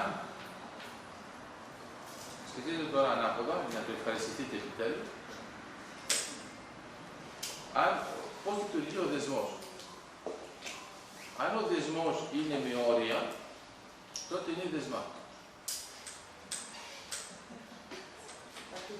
Αν είναι δεσμά χωρίς όρια, τότε είναι δεσμός. Είδατε που το ευχαριστηθήκατε τώρα. Η ευχαρίστηση είναι μόνο μερικά λόγια. Η ιδέα είναι η εξής. Είναι ότι πρέπει να παίζουμε, εγώ δεν λέω ότι δεν πρέπει να υπάρχουν ποτέ όρια, εντάξει, αλλά πρέπει να παίζουμε σε κάτι λίγο πιο δυναμικό. Γιατί είναι μια ολόκληρη στρατηγική. Άμα είναι στατικό, την έχουμε πατήσει. Γιατί την έχουμε πατήσει? Γιατί είμαστε πιο μεγάλοι και είναι πιο μικροί. Άρα οι πιο μικροί γίνονται μεγάλοι και εμείς γίνονται μεγαλύτεροι. Άρα γίνονται και οι δύο μεγάλοι. Κατά συνέπεια παίζουμε με τον αντίπαλό μας που έχει το ίδιο ύψος με εμάς. Αυτός αναπόφευκτα θα φτάσει σε εμάς. Εμείς μπορεί και να μην φτάσουμε σε αυτό. Εκτός αν θα γίνουμε παππού και ήλια. Άρα η ιδέα ποια είναι? Είναι ότι το παίγνιο μπορεί να παιχτεί με αυτό που ονομάζουμε μεικτές στρατηγικές. Δηλαδή, μπορεί να κάνετε διάφορες στρατηγικές, οι οποίες θα αποτελέσουν ένα μείγμα και θα συγκλίνουν προς την ίδια κατεύθυνση. Πες. Γι' αυτό λέμε πολλές φορές στα παιδιά στο Χασμαντόφσκι μαθούν τα split skills. Ευχαριστώ. Αυτό είναι απλώς για να ευχαριστούμε και εμείς μεταξύ μας, όχι μόνο εσείς. Άρα, η ιδέα λοιπόν είναι ότι θέλετε να μάθετε μια διαδικασία. Αυτή η διαδικασία πώς μπορεί να την μάθετε. Μπορεί να τη μάθετε, σας τη λέει αλγοριθμικά, θα μάθεις αυτό, αυτό και αυτό και αυτό. Ή μπορεί αυτή να την διασπάσουμε και να κοιτάζουμε πράγματα που δεν αφορούν καθόλου αυτό το θέμα. Και πάνω σε αυτά δουλεύουμε. Διαφορετικά. Άρα το παιδάκι που έχει κάποια δυσκολία για να το κάνει όλο μαζί, το οποίο μπορεί να είναι και νύχτα, σε αυτά που δουλεύει ξεχωριστά, καταφέρνει και ανεβαίνει. Ακόμα και αργά και σταθερά. Και ξαφνικά, εδώ θα είναι που θα ξαφνιαστείς, αργά και σταθερά στα πολύ μικρά, ξαφνικά αποτέλεσμα. Το οποίο είναι γρήγορο και απότομο. Άρα, αν θες να το έχεις στο μυαλό σου, σαν νοητικό σχήμα, είναι οι ψηφίδες πάνω στο ψηφιδωτό. Μια ψηφίδα αργό. Μια ψηφίδα αργό. Μια ψηφίδα. Όταν θα βάζεις την τελευταία, είναι τελειωμένο. Και λες πότε έγινε. Άρα, πριν δεν έγινε, μετά έγινε. Από το πρώτο τελευταία στην τελευταία, η ταχύτητα έγινε άπειρη. Άρα, μπορούμε λοιπόν να έχουμε, για να μπορούμε να απαντήσουμε ότι απαντάμε και γενικά, γιατί έχουμε και την υλικό που μετακινείται, μπορούμε να απαντήσουμε γενικά και ορθολογικά, γιατί υπάρχει μεθοδολογία η οποία μπορεί σε χαμηλά επίπεδα της διάσπασης να είναι αργά και σταθερά και να έχουμε επιτυχίες, αληθινές επιτυχίες, αλλά σε αυτούς τους στόχους. Και όχι σε αυτόν, που θεωρείται αρχικά ουτοπία. Εντάξει. Άρα, σε αυτό το πράγμα που μπορεί να σκεφτείτε είναι πόσους μυς χρησιμοποιείτε για να περπατήσετε. Και ρωτάω, ας πούμε ότι δεν τον βάζεις καθόλου να περπατά. Και ασχολείστε μόνο με τους μυς που περπατούν. Δίνω ένα πολύ απλό παράδειγμα. Ας πούμε το. Ποια είναι η διαφορά. Όταν θέλουμε ένα παιδάκι να μιλήσει και δεν δουλεύουμε τους μύες της σύντησης. Ναι. Χωρίς να είναι ύπουλο. Γιατί του αρέσει να τρώει. Εντάξει, δεν το κάνουμε. Το κίνητρο που χρησιμοποιούσαμε σήμερα για να πετύχουμε το στόχο μας ήταν κοροϊδία. Ναι. Μα είναι αυτό. Είναι το αυτή. Το πρώτο πράγμα που κάνεις είναι η επικοινωνία. Άμα στην επικοινωνία είναι. Εδώ είναι κάποιος που πέφτει εδώ. Οπ. Κάνεις έτσι. Διαλέγεις εσύ ποιο χέρι θα πιάσεις. Άμα τον πιάσεις τα μαλλιά θα τον αφήσεις. Όχι. Αλλά προσπαθείς μετά να πιάσεις από αλλού. Άμα είναι δύσκολο το μέρος. Λοιπόν, ακριβώς αυτό. Δηλαδή το πρώτο πράγμα είναι. Αρχίσαμε με κάτι που δεν υπάρχει, ξαφνικά το βάλαμε σε ένα ελεύθερο πλαίσιο. Πρέπει κάτι να υπάρχει που να έχει μείνει το ίδιο. Είναι ο θόρυβος. Εντάξει. Αυτό δεν είναι κοροϊδία, αυτό είναι επικοινωνία. Αλλά δεν υπάρχει ακόμα συνεννόηση. Συνεννόηση θα είναι, ας πούμε, εδώ. Εδώ. Πιο κάτω, πιο πέρα. Δηλαδή το μετακινείς και το βάζεις εδώ. Εδώ λοιπόν, όσον αφορά τους μυς, αυτό που ήθελα να σας πω είναι ότι το εξής. Το ποδήλατο, ποια είναι η διαφορά το ποδήλατο, γιατί έχουμε και εδώ. Λέω και καλά, προσέχεις, σημειώσεις, κάνεις τσίκι. Λοιπόν, γιατί υπάρχουν ποδήλατα εδώ που έχουν μια ιδιαίτερη φάση. Αυτό είναι ευχαριστηθεί και ο άλλος ο φίλος μας. Τον οποίο δεν είδα. Είναι πολύ πεσό. Δεν μας πειράζει, δεν τον είδα. Αυτό είναι απολογία. Εγώ είπα απλώς δεν είδα, δεν είπα τίποτα άλλο. Θυμάστε το ποτήρι δεν είναι αραγισμένο. Λοιπόν, άρα, λέω απλώς ότι στο ποδήλατο, κάτι που δεν σκεφτόμασταν παλιά είναι ότι κάνεις έτσι το ποδήλατο. Ωραία. Λοιπόν, πρόσεξε όμως. Όταν κάνεις έτσι, το οποίο είναι εντελώς γελίο, για να πας μπροστά, κάνεις αυτό. Ωραία. Όμως, η αληθινή ποδηλασία δεν είναι μόνο έτσι. Είναι και έτσι. Δηλαδή, είναι και έτσι και έτσι. Άρα, η αληθινή ποδηλασία είναι έτσι. Είναι τραβάω, πατάω, τραβάω, πατάω. Οι περισσότεροι από εμάς στο ποδήλατο πατάνε. Δεν το τραβάνε, γιατί πρέπει να έχετε πηδάλια που τα γατζώνουν. Αυτό βάζουμε πάλι. Αυτό σημαίνει, στην περίπτωση εδώ, ότι πρέπει να βάλουμε αυτό για να μπορέσουμε να δούμε τους τρικέφαλους. Αλλιώς δεν θα τους δεις ποτέ. Θα είναι απλώς πατάς. Αυτό θα μου πεις όμως για να περπατάς, δεν έχεις ανάγκη να κάνεις τρικέφαλο, δικέφαλο, τρικέφαλο, δικέφαλο. Όμως, σε συμφέρει γιατί είναι πιο δεμένο. Γιατί το πόδι πρέπει να το σηκώσεις για να πάει μπροστά. Και άμα κοιτάξεις τι γίνεται, είναι ότι κάνει αυτό. Δεν κάνει αυτό. Άρα, άμα κάνει αυτό, δεν είναι βηματισμός, γιατί μετά έχει αστάθεια. Εντάξει. Οι περισσότεροι από εμάς δεν αντιλαμβάνονται γιατί δεν κάνουν μεγάλα βήματα. Είναι πολύ απλό. Κάντε μεγάλα βήματα, πολύ μεγάλα βήματα, θα δείτε ότι θα αρχίσει να κάνετε αυτό. Γιατί είναι ακριβώς το ίδιο που κάνουμε στις πολυκατοικίες. Αν θέλετε να κάνετε μια μεγάλη πολυκατοικία, δεν τη βάζετε ίσια, τη βάζετε σαν σίγμα. Γιατί άμα είναι πολύ ίσια, κάνει αυτό. Άρα, λέω απλώς ότι μπορούμε με μερικές τεχνικές διαφορετικές που επικεντρωνόμαστε μόνο σε μερικά σημεία να πετύχουμε τον ίδιο στόχο. Σε πιο νοητικό επίπεδο είναι, αν θέλετε, το παράδειγμα και είναι πάλι θεωρητικό, γενικό, είναι το εξής. Είναι ότι έχετε ένα τραπέζι και έχετε βάλει σκουπίδια και βάζετε ρομποτάκια τα οποία έχουν μόνο 3 κανόνες. Βρίσκω σκουπίδι, σπρώχνω. Βρίσκω 2 σκουπίδια, σπρώχνω. Βρίσκω 3 σκουπίδια, σταματάω. Αυτή είναι η κανόνας. Όταν τα βάζετε λοιπόν τα σκουπιδάκια και βάζετε μετά τα ρομποτάκια ελεύθερα, με αυτούς τους 3 κανόνες μόνο, κινούνται όπως θέλουν. Τι κάνουν, μαζεύουν όλα τα σκουπίδια σε έναν κύκλο. Άμα πείτε στο κάθε ρομποτάκι, μάζεψε τα σκουπίδια σε έναν κύκλο, θα κάνουν διαφορετικούς κύκλους. Πρέπει να μαζέψουν στον ίδιο κύκλο. Άμα δεν τους πείτε τίποτα και είναι εντελώς ελεύθερο το πλαίσιο, όσο αφορά τον κύκλο, αλλά υπάρχει ο κανόνας σπρώχνω, σταματάω, τότε θα φτιάξει κύκλο. Άρα το ερώτημα είναι, κατά πόσο έχετε διασπάσει τον στόχο, έτσι ώστε να μπορούμε να έχουμε μια ολιστική προσέγγιση και όχι μια γραμμική προσέγγιση, η οποία είναι πάντοτε του τύπου από το Α θα πάω στο Β και πρέπει να περάσω από τα ενδιάμεσα. Ενώ όταν κάνουμε ολιστικά, είναι, αν θέλετε, σαν φεύγει ο στόχος, ανοίγει πάρα πολύ η βεντάλια, έχουμε την εντύπωση ότι κάνουμε πράγματα που είναι όλα άχρηστα και ξαφνικά αυτά συγκλίνουν προς το ίδιο πράγμα και πετυχαίνουν το στόχο. Γι' αυτό είναι πάρα πολύ σημαντικό και αυτό δεν αφορά μόνο παιδιά που μπορεί να αντιμετωπίσουν προβλήματα. Γενικά, όλα τα παιδιά αντιμετωπίζουν προβλήματα, αλλά προσέξτε, μην ξεχνάτε, το ίδιο είναι και με τους ενήλικες.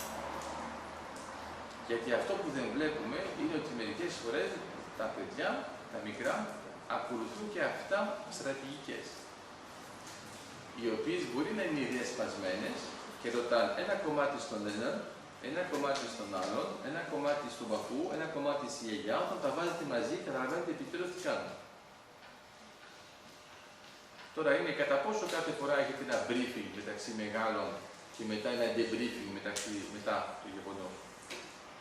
Θα δείτε ότι το παιδί έχει κάτι το πολύ καλό, όσο αφορά τη στρατηγική, είναι ότι είναι μόνο του. Ενώ εσείς είσαστε πολλοί. Επειδή είσαστε πολλοί, έχετε φθορές μέσα στο σύστημά σας, επικοινωνία.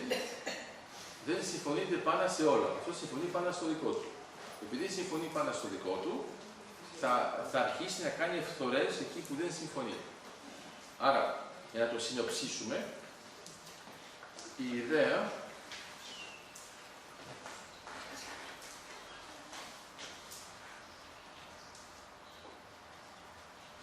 φέρετε την τέταρτη. Αφού κατάλαβες ότι κάτι δεν πάει καλά. Ωραία, ευχαριστώ. Δεν θα σας χάσω πολλή ώρα.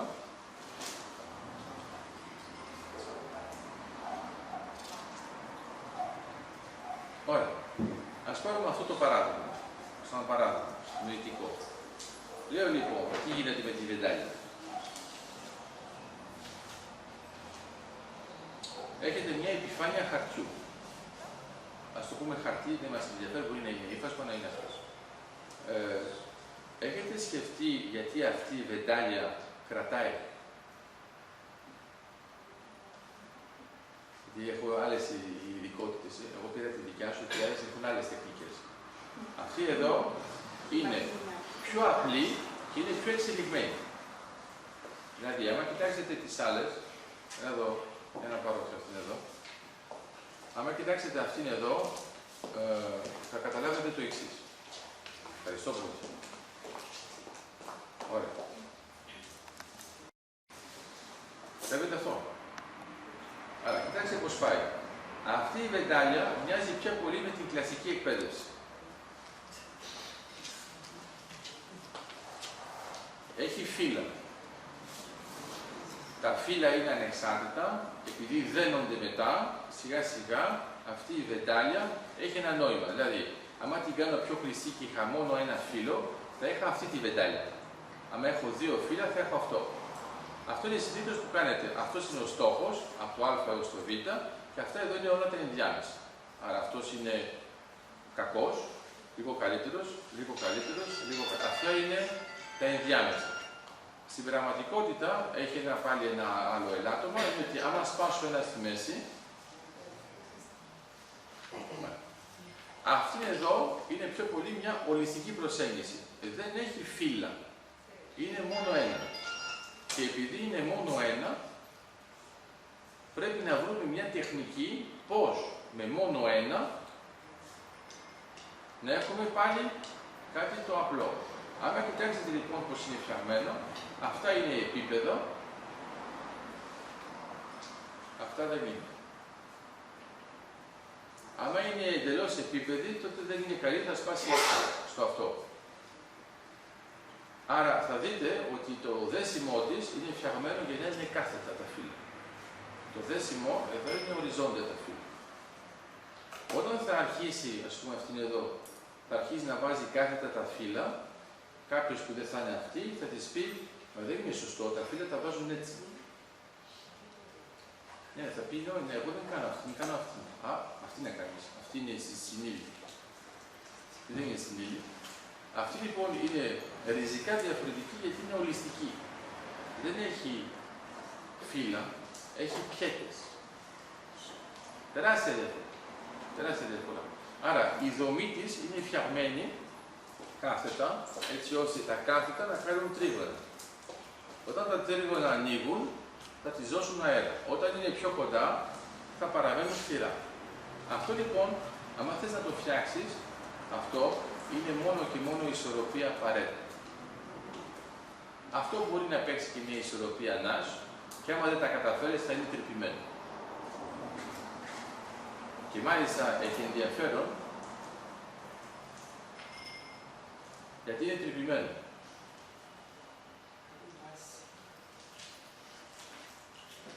Δεν έχει πλάκα. Η κυρία δεν έχει τρυπημένο από κάτω.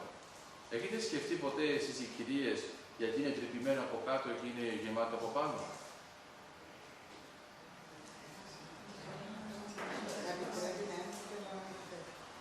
Όχι, όχι, όχι,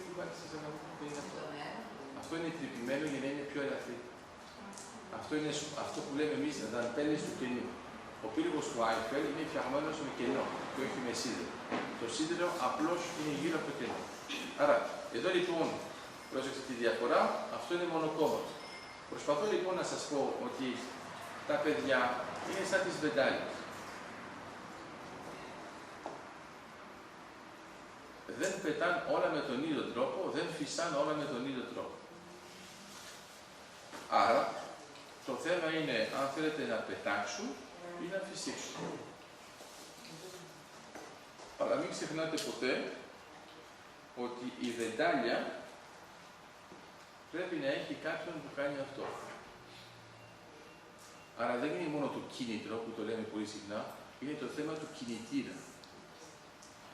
Και ο κινητήρας, θέλετε δεν θέλετε, είναι ο γονέας. Εντάξει. Ο εκπαιδευτικός, ξέρετε τι είναι? Είναι το δίκτυο. Το δίκτυο του τρένου, το δίκτυο. Ο εκπαιδευτικός λέει από εδώ είναι επικίνδυνο, είναι αυτό που έλεγε στους δρόμους, μην πας από εκεί, αυτό. Είναι όλο αυτό. Μετά το θέμα είναι ο κινητήρας. Πρέπει κάποιος ή να τραβάει ή να σπρώχνει. Συνεχώς, γιατί πρέπει να υπάρχει αυτή η εξέλιξη. Σε αυτό το πλαίσιο, μερικές φορές, όταν σπρώχνουμε, όταν είναι στροφή, πρέπει να σπρώξουμε διαφορετικά. Όταν είναι κατηφόρα, πρέπει να μην σπρώχνουμε. Αυτό πρέπει να το σκεφτούμε ότι είναι ο κινητήρας του γονέα. Δηλαδή, ο γονέας είναι πάντα εδώ. Δεν είναι ένα θέμα. Όταν βλέπετε τις πινακίδες στους δρόμους, οι πινακίδες είναι μόνο εκεί που είναι οι δυσκολίες. Έχετε δει, ας πούμε, ποτέ στον αυτοκινητόδρομο έτσι ευθεία, που δεν έχει τίποτα εκείνο ευθεία και να έχει πινακίδες γεμάτες να σας πούν πού να πάτε? Ωραία.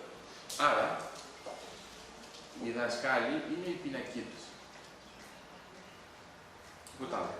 Άμα δεν προχωράει το όχημα, δεν πάνε να βάζουμε πινακίδες και αυτό σημαίνει ότι πρέπει να φέρουμε το παιδί στο δίκτυο. Γιατί μερικές φορές το παιδί το παρκάρουμε σπίτι. Γιατί δεν θέλουμε να δείξουμε ότι δεν έχουμε αμάξι. Πώς? Φεράρι. Εντάξει, λες και είναι όλα πώς Φεράρι. Άρα, η ιδέα είναι πολύ απλή. Είναι τα καλύτερα αμάξια, όποια και να είναι η κατηγορία, είναι μόνο και μόνο σε κλειστό δίκτυο. Είναι η Φόρμουλα 1. Οτιδήποτε εσείς Φόρμουλα 1, πρώτα απ' όλα, άμα πάει σε οποιοδήποτε δρόμο, ειδικά στην Ελλάδα και στην Κύπρο, θα ανατιναχτεί. Αυτό είναι τόσο. Ωραία. Άρα, προσπαθώ να σας πω το εξής. Είναι ότι έχετε από μια μεριά τον κινητήρα που συνεχώς τραβάει και σπρώχνει, ο οποίος έχει την εντύπωση ότι δεν επιλέγει τον δρόμο και δεν θυμάται ότι είναι αυτός που πηγαίνει προς τον δρόμο και δεν είναι ποτέ ο δρόμος που έρχεται προς αυτό. Έχουμε από την άλλη πλευρά τον εκπαιδευτικό που είναι απλώς πινακίδες που είναι του τύπου πήγαινε από εδώ, πήγαινε από εδώ, αλλά μα δεν έρχεται κανένας. Ο συνδυασμός των δύο σας κάνει μια εξέλιξη και αυτό το ταξίδι είναι η ζωή του παιδιού που γίνεται μεγάλο πάντοτε σε ένα ανθρώπινο πλαίσιο. Ευχαριστώ πολύ. Να είστε καλά.